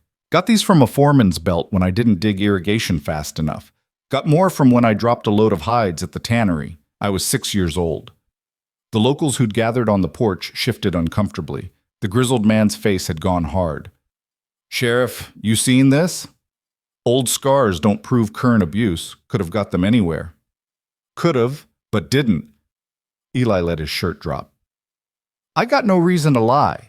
I know the law's on your side. I know Mr. Rhodes can't protect me. I know I'm going back no matter what I say. But I want these people to know the truth before you take me.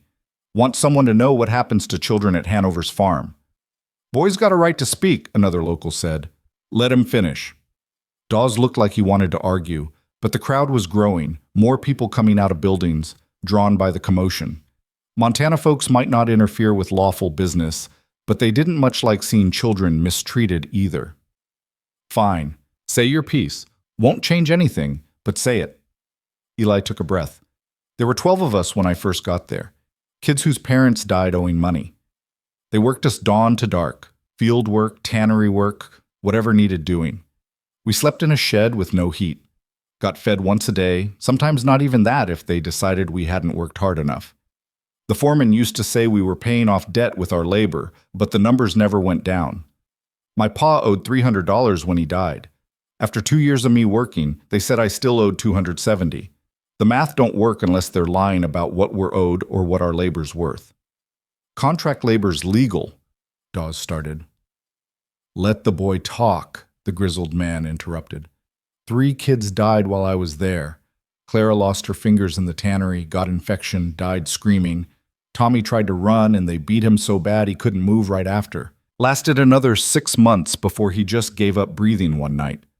A little girl named Mary, couldn't have been more than 5, worked herself to death hauling rocks for a wall, just collapsed one day and never got back up. Eli's voice stayed steady, factual, like he was reciting a list instead of talking about death. They buried them out past the barn and brought in new kids to replace them. That's how it works. Work us until we die or age out, whichever comes first. And it's all legal because our parents signed papers before they died. Silence settled over the street. Even Dawes looked uncomfortable now, though his hand stayed near his gun. The grizzled man spoke again. Sheriff, I don't care what your papers say. That sounds like slavery to me, and Montana fought a war against that particular evil not too long ago. It's not slavery, it's contract labor. There's a difference. Why, is there? Because from where I'm standing, forcing children to work in dangerous conditions to pay debts they didn't incur sounds mighty similar. Murmurs of agreement rippled through the crowd. Caleb felt a flicker of hope. Maybe public pressure would force Dawes to back down. Maybe Montana law really was different enough to matter. But Dawes just shook his head. Your feelings on the matter don't change the law. I got a warrant and a contract. Boy's coming with me. Over my dead body, Caleb said quietly. The hired men's hands dropped to their guns. The crowd tensed. For a long moment, violence hung in the air like smoke, one wrong word away from igniting. Then Eli stepped forward, moving between Caleb and the sheriff. No. No more fighting. No more people getting hurt because of me. He looked up at Caleb, and his eyes held 8 years of sorrow and understanding. You did everything you could, Mr. Rhodes, more than anyone else ever did. But this is my fight now, and I'm choosing to stop fighting. Eli, I mean it. You gave me something I'd never had before. You showed me what it feels like to be safe, to be cared for. The boy's voice cracked but held. I'll hold on to that. It'll help me get through whatever comes next. You can't just give up. I'm not giving up. I'm being practical. They got guns and law and numbers. We got nothing but stubbornness, and stubbornness don't win against that. Eli turned to Dawes. I'll go with you peaceful, but I want your word you won't hurt Mr. Rhodes. He was just trying to help. That's not a crime. Dawes considered. He harbored a fugitive debtor. That is a crime, but he looked at the crowd, did his own calculating. I can let that go if he cooperates. No charges filed. He goes free. You promise? I promise. Eli nodded. Then I'm ready. No. Caleb stepped forward. I won't let you do this. I won't let them take you back to that place. You don't have a choice. Neither do I. Eli's composure finally cracked, tears spilling down his cheeks. But thank you. For the counting. For teaching me things, for making me believe I was worth something. One of Dawes's men produced rope, began binding Eli's hands. The boy didn't resist, just stood there crying silently while they tied him like livestock. Caleb felt something break inside his chest, watching it, felt 8 years of grief and new grief mixing together into something unbearable. I'm sorry, he whispered. Eli, I'm so sorry. I know, me too. They put Eli on a horse, tied his bound hands to the saddle horn. Dawes mounted his own horse, took the boy's reins. The hired men kept their guns on Caleb until they were mounted and ready to move. You're free to go, Rhodes, Dawes said. Consider yourself lucky. And next time, don't interfere with legal matters. They rode out, heading south back toward Wyoming. Eli looked back once, just once, and the expression on his face would haunt Caleb for the rest of his life. Not anger, not even fear, just terrible, resigned acceptance, like he'd known all along this was how it would end. Caleb stood in the street watching them disappear, surrounded by sympathetic locals who didn't know what to say. The grizzled man approached, put a hand on his shoulder. I'm sorry, friend. We tried. Not hard enough. Caleb's voice came out hollow. Law's a powerful thing. Sometimes it's on the wrong side, but it's still the law. Caleb looked at him. You believe that? You believe a law that lets children be worked to death is worth following? The man shifted uncomfortably. I believe sometimes the law needs changing, but I also believe one man can't change it alone. Maybe not, but one man can refuse to accept it. Caleb turned, started gathering his supplies from where they'd fallen during the confrontation. What are you planning to do? What I should have done from the start. What I was too scared to do because I thought there might be another way. Caleb mounted Thunder, gathered Dove's reins. I'm going to get that boy back. They got guns. They got the law. You'll be killed or jailed. Probably, but I'll die knowing I tried everything, not just everything legal. Caleb checked his weapons. They'd returned them before leaving, probably figuring he wasn't stupid enough to start a fight he couldn't win. That boy counted to 100 on my fence and asked for nothing but permission to exist. I gave him my word he'd be safe. I don't break my word. The grizzled man studied him for a long moment. Then he called out to the crowd. Anyone here believe in standing up for children against bad law? A few hands raised, then more. Within minutes, 7 men had volunteered. Locals who'd been moved by Eli's story, who had children of their own, who remembered what it felt like to be young and powerless and in need of someone to stand up for them. We can't promise we'll succeed, the grizzled man said, but we can promise to try. Caleb felt something shift in his chest, grief giving way to determination, despair replaced by purpose. I can't ask you to risk. You didn't ask. We're offering. Sometimes that's how it works in Montana. We take care of our own, and that boy told his story here, which makes him one of ours now. They planned quickly. The sheriff and his men had maybe 30 minutes head start, but they'd be moving slower, careful with a prisoner. If Caleb and the volunteers rode hard, they could catch up before nightfall.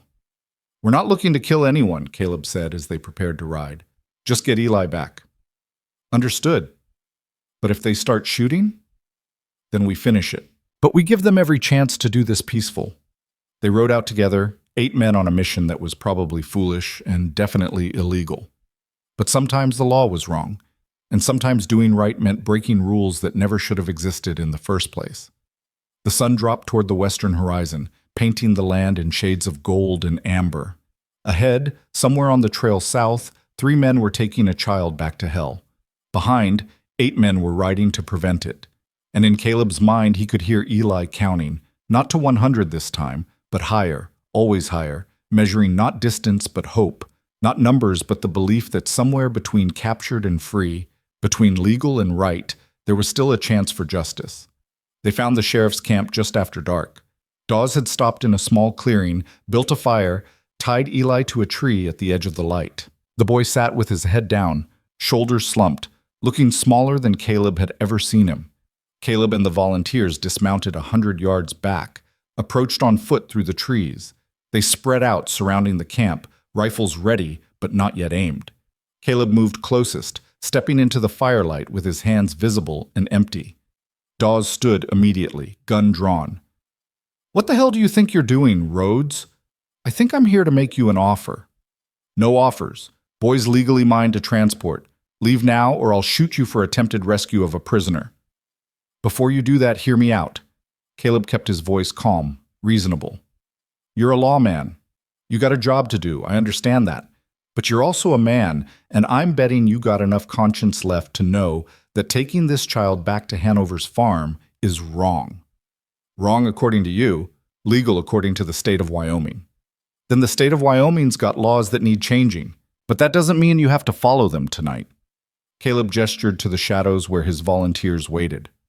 "I got 7 men with me, good men, Montana men who don't much like what they heard today about how children are treated at work farms. Now we could fight this out. Probably some of us would die, maybe including you, or we could handle this civilized." "What are you proposing?"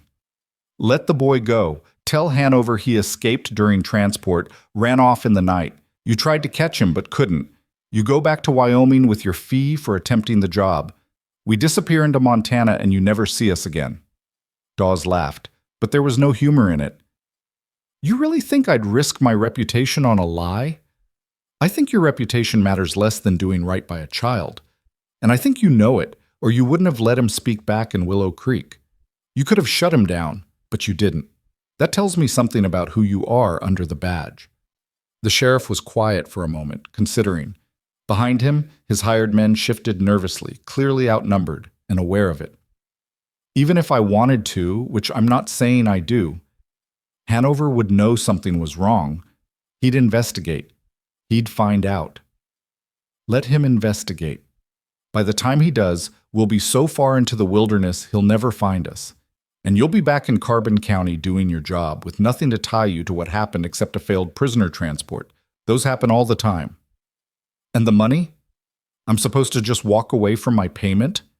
Caleb reached into his coat, pulled out what remained of his funds. Maybe $30 total, every cent he had left in the world. "This is yours if you walk away. Not much, but it's something." Dawes looked at the money, at Eli tied to the tree, at the shadows where armed men waited. "You're asking me to choose between my duty and my conscience. I'm asking you to choose between a law that's wrong and a child who's right. That's all." Silence stretched. The fire crackled. Eli had raised his head and was watching with desperate hope written across his face. The hired men looked at each other, probably calculating their own odds and their own consciences. Finally, Dawes holstered his gun. "God damn it, Rhodes. You're going to get me fired." "Is that a yes?" "That's a... I'm going to walk over to that tree, cut the boy loose, and watch him run off into the night. And then I'm going to spend a very frustrating hour pretending to search for him before giving up and heading back to Wyoming to report that the prisoner escaped. That clear enough?" Relief flooded through Caleb so strong he almost couldn't speak. "Crystal clear. But if I ever see either of you south of the Montana border, all bets are off. Understood?" "Understood." Dawes walked to where Eli sat, pulled a knife, cut the ropes binding the boy's hands. "You heard the man. Run." Eli stood slowly, rubbing circulation back into his wrists. He looked at Dawes, then at Caleb, then back at the sheriff. "Thank you, sir." "Don't thank me. Thank your stubborn fool of a guardian over there who couldn't leave well enough alone." But there was something almost like kindness in Dawes' voice. "And boy, whatever Rhodes told you about counting to 100, Keep doing it. Seems to work for you. Eli ran to Caleb, and Caleb caught him, held him tight while the boy shook with sobs of relief and fear and exhaustion. The volunteers emerged from the shadows, weapons lowered, watching the sheriff with cautious respect. Dawes picked up the money Caleb had dropped, pocketed it. I'm taking this as payment for my trouble and my selective memory. Now get out of here before I change my mind. They didn't need to be told twice. Within minutes, they'd mounted up and were riding north, putting distance between themselves and the camp. Eli rode with Caleb on Thunder, clinging to the saddle, his small body still trembling. I thought I'd lost you, Caleb said quietly. I thought you had too.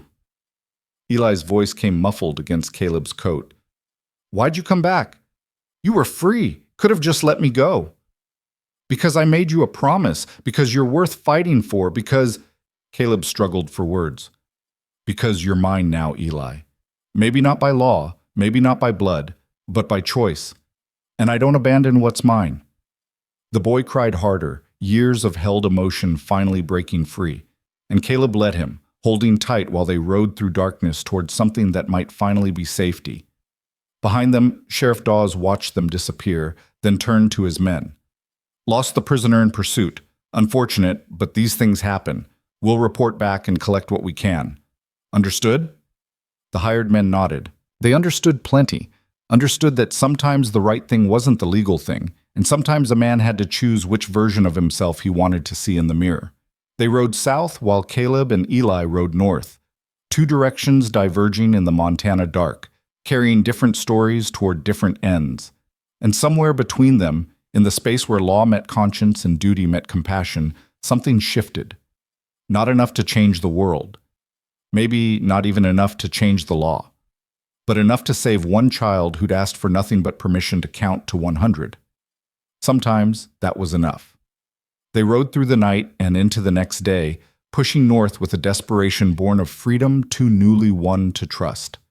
The volunteers from Willow Creek had peeled off one by one as dawn broke, each man offering handshakes and quiet words of encouragement before turning back toward their own lives. The grizzled man was last to leave, clasping Caleb's hand firm and looking him dead in the eye. There's good country about 60 miles north of here, valley called Beartooth. Remote, hard to reach, but fertile if you're willing to work. Man named Henderson runs a trading post there. Tell him Garrett sent you. He'll point you toward unclaimed land. Why are you helping us? Caleb asked. Because I had a son once. Lost him to fever when he was about this one's age. Garrett glanced at Eli, who'd finally fallen asleep against Caleb's chest. Would have moved heaven and earth to save him if I could. Seems only right to help when I got the chance with someone else's boy. They parted ways as the sun climbed higher, and Caleb rode on alone with Eli, two figures against vast country that seemed to stretch forever in all directions. The boy woke near midday, groggy and disoriented, until memory settled back and his arms tightened around Caleb's waist. Still here, he whispered. Still here, Caleb confirmed, and heading somewhere we can finally stop running. You really think there's somewhere like that? Where they can't find us? I think if we go far enough and careful enough, we can disappear into country so big they'll never find us even if they look. And I don't think they'll look very hard. Dawes isn't going to admit he let us go, and Hanover's reach only extends so far. Eli was quiet, processing. Then, what happens when we get there? To this Beartooth Valley? We find land, build a cabin, start over. Caleb kept his voice steady, like these were simple facts instead of uncertain hopes. I'll need to find work until we can establish ourselves. Maybe hire on as a hand somewhere or hunt and trap through the winter. You'll need schooling eventually, though that might have to wait until we're more settled. I can read and write already. My ma taught me before she died. That's good. That's real good. But there's more to learning than reading and writing. Math, history, how the world works. Things every person deserves to know. Mr. Rhodes? Eli's voice went small. What do I call you now? We're not going back to the ranch, and you're not really my guardian legal-wise, so what are you? The question hung between them, heavy with meaning. Caleb had been so focused on keeping Eli safe that he hadn't thought about what they were to each other beyond that immediate need. Not father and son. That felt presumptuous, like he was trying to replace what Eli had lost. But not just rancher and hired boy either. Something new. Something without a name yet. What do you want to call me? Caleb asked. I don't know. Sir feels too formal now. Mr. Rhodes feels like we're still employer and employee. But Caleb feels too familiar, like I'm overstepping. You saved my life once back at that river. Seems like that earns you the right to use my given name. Caleb shifted in the saddle, trying to see Eli's face. But it's your choice. Call me whatever feels right to you. Eli thought about it while the horse walked on. Finally, can I try something? Sure. Pa? The word came out tentative, testing. Is that... I know you're not my real pa, but you feel like what I imagine having a pa should feel like. Someone who protects you and teaches you things and doesn't give up on you even when it'd be easier to walk away. Something cracked open in Caleb's chest, grief and joy mixing together until he couldn't tell them apart. Yeah, you can call me that if you want. And what does that make me? To you? That makes you my son. Not by blood, not by law, but by choice, which might be the strongest kind of family there is.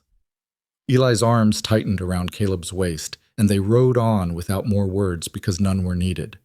The land opened up ahead of them, vast and wild and full of possibility. Somewhere in that vastness was a valley called Beartooth, and somewhere in that valley was a future they'd build together from nothing but determination and the fierce promise that they belonged to each other now. They reached Beartooth Valley 5 days later, following Garrett's directions through increasingly remote country. The valley nestled between two mountain ranges, accessible only through a narrow pass that would be impassable in deep winter. Inside, the land spread green and generous, a river running clear through the center, meadows thick with grass, forests of pine and aspen climbing the slopes. A handful of homesteads dotted the valley floor, smoke rising from their chimneys, but there was room for dozens more. Henderson's trading post sat at the valley's southern end, a solid log structure with a covered porch and corrals out back. A weathered sign proclaimed Henderson's General Trade and Provisions, established 1867. Caleb dismounted, helped Eli down, and they walked stiff-legged to the porch. Inside, a broad-shouldered man with gray in his beard looked up from sorting through a shipment of flour sacks. Help you folks? Garrett from Willow Creek sent us. Said you might point us toward unclaimed land. Henderson's eyes sharpened with interest. Garrett sent you? That old cuss doesn't send people my way unless he's got reason to trust them. He wiped his hands on his apron, came around the counter. I'm Tom Henderson. This is my post and my valley, such as it is. Caleb Rhodes, this is Eli. We're looking to homestead. Homestead? That's good steady work if you've got the grit for it. Henderson studied them both, noting their worn clothes, their tired horses, the way Eli stayed close to Caleb's side. What are you running from? Caleb stiffened. What makes you think? Son, nobody comes to Beartooth Valley unless they're running from something or looking for something they can't find elsewhere. Usually both. I don't judge, but I like to know what kind of trouble might follow folks into my valley. There was no hostility in his voice, just practical concern. Caleb respected that. He gave Henderson the short version, the work farm, the contract, the decision to run rather than let a child be worked to death. Henderson listened without interrupting. When Caleb finished, he nodded slowly. Contract labor. Had a feeling that's what those scars were from. He gestured to Eli's hands, where calluses and old injuries marked years of hard work. We get folks here sometimes, running from that particular evil. Montana's not friendly to the practice, but the law's complicated and it takes time to change. We're not looking for legal sanctuary, just somewhere remote enough that nobody comes asking questions. Beartooth's good for that. Most folks here came for similar reasons, not all running from the law exactly, but all wanting distance from wherever they were before. We got an understanding. Don't ask about someone's past, don't bring trouble to the valley, pull your weight, and help your neighbors when needed. Can you live with those terms? Yes, sir, Caleb said. Eli nodded agreement. Good. Then let's talk land. Henderson pulled out a hand-drawn map of the valley, spread it on the counter. These marks show claimed homesteads. Everything else is open. Federal land, technically, but the government doesn't much care about this remote country. File proper paperwork eventually if you want, but for now, stake your claim and defend it same as everyone else did. Caleb studied the map. The claimed homesteads clustered near the trading post and along the main river. Further north, the valley opened up with untouched land backed against the mountains. What about here? He pointed to a spot where a tributary creek branched off the main river. Good choice. Water year-round from that creek, flat land for building and crops, forest close for timber and hunting. Bit isolated, but you strike me as men who'd appreciate that. Henderson rolled up the map. Stake it proper. Mark the corners. Build something permanent within a year to prove claim. I'll make note in my records that it's yours. That's about as official as we get around here. What do I owe you for the information? Nothing for the land advice. That's just neighborly, but you'll need supplies to get started, and those cost money. Henderson gestured to the shelves stocked with tools, seed, foodstuffs, everything a homesteader might need. I run on credit if a man's good for it, but I need to know you can pay eventually. Caleb had maybe $15 left after buying supplies in Willow Creek and giving Dawes his bribe money. Not nearly enough for what they'd need. I can work. Hunt and trap, trade meat and furs, hire out as a hand if anyone needs extra labor. Hunting's always welcome. I buy whatever you can bring in. And come spring, most homesteads around here need help with planting and such. You're strong, and the boy looks capable too, despite his size. Henderson pulled out a ledger. I'll front you basic supplies on credit. You pay it back with work and trade. Sound fair? More than fair, thank you. They loaded up with essentials: flour, beans, salt, coffee, seed for a kitchen garden, basic tools, nails, a good saw, rope, canvas for temporary shelter. Henderson threw in extras without noting them in the ledger. A warm coat for Eli that actually fit, ammunition for Caleb's rifle, a whetstone, dried fruit that made the boy's eyes light up. My wife Ellen's got teaching primers and such, Henderson mentioned as they were settling up. If the boy wants learning, she'd be happy to help. No charge. She misses having students since our own grew up and moved on. Eli looked up at Caleb with barely contained hope. Really? If Mrs. Henderson's willing, I don't see why not.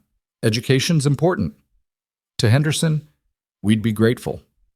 They rode out that afternoon toward their unclaimed land, supplies packed on Dove, while Caleb and Eli shared thunder. The valley stretched peaceful around them, other homesteaders' smoke rising in the distance, but nobody close enough to crowd. Birds called from the forest edge. The creek sparkled in afternoon sun. And for the first time since leaving Wyoming, Caleb felt something loosen in his chest. Not quite safety yet, but the possibility of it. The land Henderson had pointed them to was everything he'd promised. The creek ran clear and quick over smooth stones. The meadow lay flat and generous, grass already thick despite late season. Pine forest climbed the slopes behind, and a rocky outcrop to the east would provide stone for a chimney and foundation. This is it, Caleb said, dismounting. This is home. Eli slid down, turned slowly to take it all in. It's beautiful, all of it. I didn't know places like this existed. Neither did I until now. Come on, let's mark the corners before dark. They worked together as the sun dropped west, Caleb showing Eli how to pace out boundaries, how to stack stones and mark trees to indicate claim. By the time darkness fell, they'd defined a 100-acre plot that felt more like possibility than property. That night they made camp under the stars, too tired to set up the canvas shelter. Caleb built a fire and they ate beans and bacon, drank coffee that tasted like celebration. Eli sat close to the flames, his face peaceful in a way Caleb had never seen before. Pa? The word still came tentative, but gaining confidence. Yeah? Can I count? Of course you can. Count as high as you want. Eli stood, walked to the creek's edge where starlight reflected on moving water, and he counted. Not to 100 this time, not to 500. He counted higher than Caleb had ever heard him go, his voice clear and strong in the mountain darkness. 1,000, 1,500, 2,000, the numbers climbing like prayer, like hope, like the absolute certainty that he'd finally found somewhere worth counting toward. Caleb listened and watched the stars wheel overhead and thought about Sarah. Thought about how she'd love this place, this wild, beautiful valley. Thought about how she'd approve of Eli, of the choice to run, of the family they were building from broken pieces. "I hope you can see this," he whispered to her memory. "I hope you know I'm finally living again instead of just surviving. Thank you for that. Thank you for teaching me that family's about choice, about showing up, about counting to whatever number it takes until you're safe." The wind moved through the pines. The creek sang its endless song, and Eli counted past 3,000, his voice never faltering, measuring the distance between who he'd been and who he was becoming. Winter came hard and early that year, but they were ready for it. Caleb and Eli had spent every daylight hour building, first a temporary shelter of canvas and pine boughs, then a proper cabin of notched logs with a stone chimney and real windows. The work was brutal, and Eli was small for it, but the boy never complained, just kept learning and helping until his hands bled and Caleb had to force him to rest. Other homesteaders stopped by sometimes, offering advice and extra hands when the work needed it. A family named Morrison helped raise the roof beams. Old Anders from across the valley showed them how to chink the logs proper against winter wind. A widow named Pearl brought stew and taught Eli how to make bread that actually rose instead of sitting in the pan like a stone. "You're building good here," Pearl said one afternoon, watching the cabin take shape. "Building strong. That matters in country like this." Ellen Henderson came by twice a week with teaching materials, and Eli absorbed learning like desert soil absorbing rain. He devoured books about history and mathematics and natural science, asking questions that made Ellen laugh with delight at his curiosity. By December, he was reading at a level well beyond his years, doing mathematics that made Caleb's head hurt, and writing in careful script about their new life in the valley. The hunting was good, and Caleb proved skilled with rifle and trap both. He brought in elk and deer, traded the meat to Henderson and other homesteaders for supplies and credit. The furs from fox and marten and beaver brought decent money, enough to pay down their debt and put a little aside for spring planting. On Christmas Eve, with snow falling thick outside and the cabin warm from their new fireplace, Caleb gave Eli the only present he could afford, a journal bound in leather, pages blank and waiting. "For your counting," Caleb said, "and for whatever else you want to write, your thoughts, your stories, your life. All of it matters." Eli turned the journal over in his hands, treating it like treasure. "I've never had anything this nice before." "You deserve nice things. You deserve everything." Caleb pulled a small package from his pocket. "And this. I know it's not much, but..." Eli unwrapped it carefully. Inside was a carved wooden horse, small enough to fit in a pocket. Caleb had spent weeks working on it by firelight, trying to get the proportions right, the details correct. "I made it from a piece of that tree we cut for the ridgepole. Figured it'd be good to have something to remember our first building project." "It's perfect." Eli's voice went thick. "I never had a toy before. At Hanover's, we didn't have anything like this. And before that, we were too poor for my pa to afford toys." He held the horse like it might break. "Thank you, Pa, for this and for everything." They sat together by the fire, the journal and the carved horse between them, and Eli counted to 4,000 while snow buried the world outside in quiet white. And Caleb thought this might be what happiness felt like after years of forgetting, not the absence of grief, but the presence of something strong enough to live alongside it. The years turned like seasons, each one adding layers to their life in Beartooth Valley. Eli grew taller, stronger, his thin frame filling out with good food and honest work. His hands lost the worst of their scarring, though the memories stayed. At night sometimes, Caleb would wake to hear him counting in his sleep, soft numbers measuring safety, proving to his sleeping mind that he was still free. They expanded the cabin, adding a second room for Eli and a proper workshop for Caleb. They cleared more land, planted wheat and oats and vegetables that grew generous in the mountain soil. They built a barn for Thunder and Dove and 3 new horses they acquired over time. Built a chicken coop and a smokehouse and a root cellar that kept food cold even in summer. Ellen Henderson continued Eli's education until the boy knew more than she could teach, then ordered books from back east and helped him work through advanced mathematics and literature. Eli proved particularly gifted with numbers, not just counting now, but complex equations and geometric proofs that even Caleb couldn't follow. "He's brilliant," Ellen told Caleb one spring afternoon. truly brilliant. With proper schooling, he could be an engineer or a mathematician, maybe even a professor someday. He can be whatever he wants, Caleb said. Long as he's happy and safe, that's all that matters. But Eli showed no interest in leaving the valley. Why would I go somewhere else? He asked when Caleb brought up the possibility of university. Everything I need is here. You're here. So he stayed, and they built their life together. Eli took over more of the ranch work as he got older, showing a natural talent for animal husbandry and land management. He was gentle with the livestock, patient with the difficult work of breaking horses, skilled at reading weather and knowing when to plant and when to harvest. Other homesteaders sought his advice as he matured. This quiet young man who'd shown up in the valley as a frightened 8-year-old and grown into someone wise beyond his years.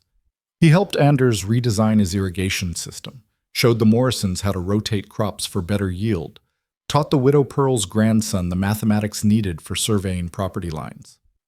"Your boy's a credit to you," Henderson told Caleb one day at the trading post. "Smartest person in this valley, and kind with it. That's rare." "He's not really my boy. Not by blood, anyway." "Blood's got nothing to do with it. He's yours in every way that matters. Anyone can see that just watching you two together." And it was true. They'd developed a rhythm over the years, an understanding that went beyond words. Caleb knew when Eli needed space and when he needed company. Eli knew when Caleb's knee was bothering him and brought the heated stones without being asked. They worked side by side in comfortable silence, or talked long into the night about everything and nothing, and built a family from choice and determination and the stubborn refusal to let anyone tell them it wasn't real. When Eli turned 16, they rode to Helena and filed proper homestead papers, making their claim legal and official. The clerk who processed the paperwork asked about their relationship, for the forms, he said, and Caleb answered without hesitation. "He's my son. Adopted? Does it matter?" The clerk looked at them both, saw something in the way they stood together, Eli tall now, almost Caleb's height, but still standing close like he needed the connection. "No, I suppose it doesn't. I'll mark down father and son. That should be sufficient." On the ride back to Beartooth, Eli was quiet. When they stopped to rest the horses, he finally spoke. "You claim me, legally, as your son. That all right with you?" "More than all right, Eli struggled for words. "I've been yours for years now, since that first night you let me count to 100, but having it written down somewhere official makes it feel more real somehow." "It's always been real, Eli. Papers don't change that." "I know, but it's nice anyway, having proof." They sat together watching the sun set over Montana wilderness, father and son by choice and love, and the fierce determination to build something good from something broken. The years continued their steady march. Caleb's hair went more gray than brown. His knee hurt more often, especially in cold weather, but he was happy in a way he'd never expected to be again. He still talked to Sarah sometimes, telling her about Eli's accomplishments, about the life they'd built, about how the boys she'd never met had saved him just as surely as he'd saved Eli. Eli grew into a man, strong and capable and good. He never forgot where he'd come from, never took his freedom for granted. Every night, without fail, he counted. Sometimes to 100, sometimes higher, always with the same deliberate care, like the numbers were a promise he was keeping to his younger self. When Eli was 22, he met a girl at the Hendersons' trading post. Her name was Anna, and she'd come to the valley with her family fleeing their own troubles back east. She was quiet and kind and didn't mind that Eli sometimes needed to count to settle his mind. They courted slow and careful, and when Eli asked Caleb's blessing to marry her, Caleb gave it gladly. The wedding was small, just valley folks gathered at the Rhodes homestead, Ellen Henderson officiating, food shared and laughter rising into mountain air. Caleb stood beside Eli as the young man promised to love and honor Anna, and felt Sarah's presence strong beside him, approving of this next chapter. That night, after the guests had left and Eli and Anna had gone to start their own life in the cabin they'd built on the next plot over, Caleb sat alone on his porch and looked up at the stars. "We did good, Sarah," he whispered. "That boy who showed up at our fence asking to count. Look at him now. Strong, happy, free, building his own family. Tears ran down Caleb's weathered face. I know I had to leave you behind to save him, but I think you'd say it was worth it. I think you'd be proud. The wind moved through the pines, carrying the sound of Eli counting in the distance, teaching Anna the ritual that had sustained him through the worst years of his life. 1, 2, 3, 4. The numbers rising like prayer, like gratitude, like the absolute certainty that they'd built something worth keeping. Caleb sat and listened and let himself be happy. Let himself believe that sometimes broken things could be mended into something even stronger than they were before. The seasons turned again and again. Caleb grew older, his body wearing down from years of hard work and hard living. His knee finally gave out completely when he was 63, leaving him with a permanent limp. But Eli was there to take over the heavy work, managing both homesteads with skill and care. Grandchildren came, 3 of them, bright and curious and full of life. They called Caleb Grandpa and climbed on his lap while he told them stories about the old days, about Wyoming and running north and building something from nothing. And every night, without fail, those grandchildren counted before bed. Eli had taught them the ritual, explained why it mattered, passed down the tradition that had saved his life. "Why do we count, Grandpa?" the oldest girl asked one evening when she was 5. "Because numbers don't lie," Caleb told her, repeating words Eli had said to him years ago. "Because if you can count to 100, you can get through anything. And because your daddy counted his way to freedom, and we never want to forget how precious that freedom is. Will you count with me tonight? I'd be honored." They counted together, her small voice and his old one mixing in the twilight. And when they reached 100, she asked if they could keep going. So they did. Past 200, past 300, past 500. Counting until her eyes grew heavy and sleep finally claimed her.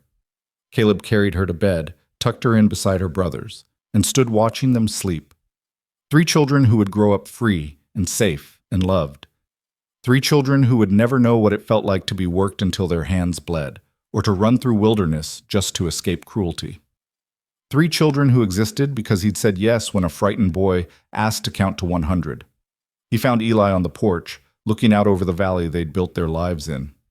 "You did good, Pa," Eli said without turning. "With them. With me. With all of it. We did good together." Caleb lowered himself into his rocker, the same one Sarah had used years ago. He'd brought it north eventually, going back one last time to retrieve the few things that mattered. "I ever tell you why I let you count that first day? You said it seemed important to me. That's part of it. But the truth is, I was so dead inside, I couldn't feel anything anymore. Then you showed up asking this strange question, and for the first time in 8 years, I was curious about something.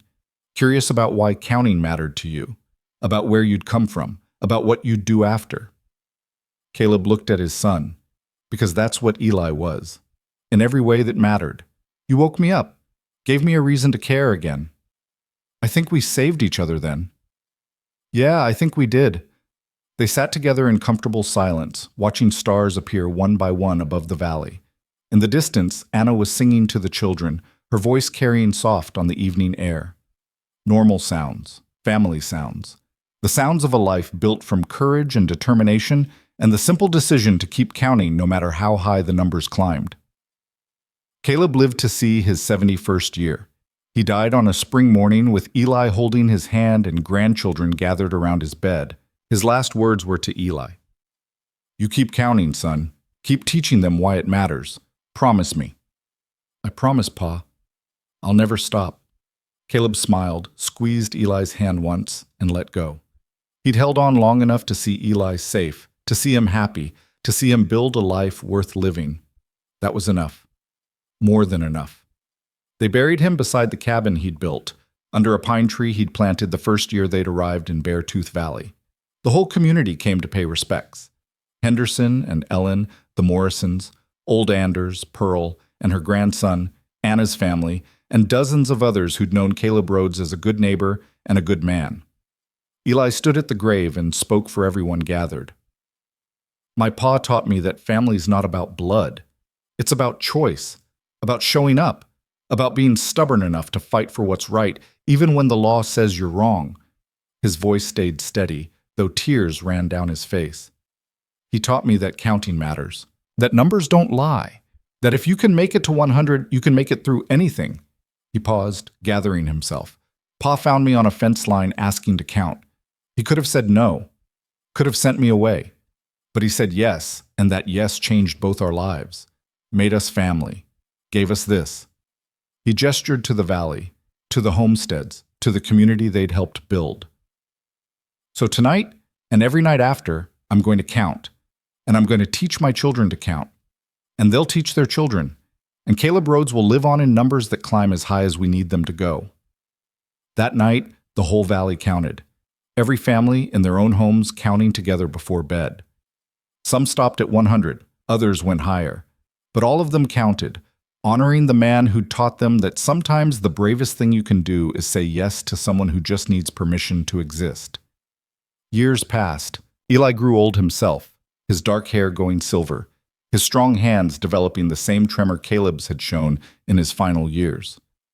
But he never stopped counting, never stopped teaching, never stopped telling the story of a lonely rancher and a frightened boy who'd built a family from nothing but stubbornness and choice. On a summer evening, when Eli was 70 years old, his granddaughter came to visit, the same girl who'd asked him about counting when she was 5. She was a woman now, with children of her own, and she'd traveled from Oregon to see him. "I wanted to thank you," she said, sitting on the porch of the old cabin, "for teaching us to count, for teaching us that family's about choice. That was your great-grandpa's lesson. I just passed it along. But you lived it. You showed us what it looks like to choose someone and never give up on them." She pulled out a leather journal, old and worn, the same one Caleb had given Eli that first Christmas. "I found this in the attic, your childhood journal. I hope you don't mind, but I read it." Eli smiled. "What'd you think?" "I think you were incredibly brave, and I think Grandpa Caleb was the best kind of man, the kind who saw a child in need and chose to help instead of looking away." She handed the journal back. "I've been teaching my own children to count, telling them why it matters, making sure they understand that sometimes the most important thing you can do is just keep going, one number at a time." "That's good. That's real good." They sat together watching the sun set over Beartooth Valley, 4 generations removed from that first fence line meeting, but connected to it by the simple act of counting. And Eli thought about Caleb, about Sarah, about all the people who'd helped them along the way, thought about Sheriff Dawes, who'd chosen conscience over duty, about Garrett, and the volunteers who'd ridden to rescue a child they didn't know, about Henderson and Ellen and all the Valley folks who'd welcomed them without judgment. "Want to count with me?" Eli asked his granddaughter. "I'd love to." They counted together as the stars came out, their voices mixing in the mountain air. 1, 2, 3, 4. The numbers climbing higher and higher, measuring not distance or time, but the absolute certainty that love and choice and stubborn determination could overcome even the worst that the world offered. And somewhere in the space between numbers, in the silence that held each count, Caleb Rhodes and Sarah and all the people who'd made this life possible listened and smiled and knew that their legacy would continue as long as anyone remembered to count. As long as someone had the courage to say yes when a frightened soul asked for nothing but permission to exist. As long as families chose each other and held on tight and refused to let go even when the law and the world said they should. The counting continued into the night, into the years, into the generations that followed. A thread connecting past to present to future, woven from numbers and love and the fierce belief that sometimes the most revolutionary act is simply choosing to care. And in the quiet spaces between each number, in the breath taken before speaking the next count, there lived a promise. That freedom matters, that family matters, that every child deserves someone stubborn enough to fight for them. That if you can count to 100, you can survive anything. That if you can count higher, you can build something beautiful. And that sometimes the greatest thing we can give each other is simply the permission to keep counting, one number at a time, for as long as it takes to reach whatever version of safety and home we're seeking.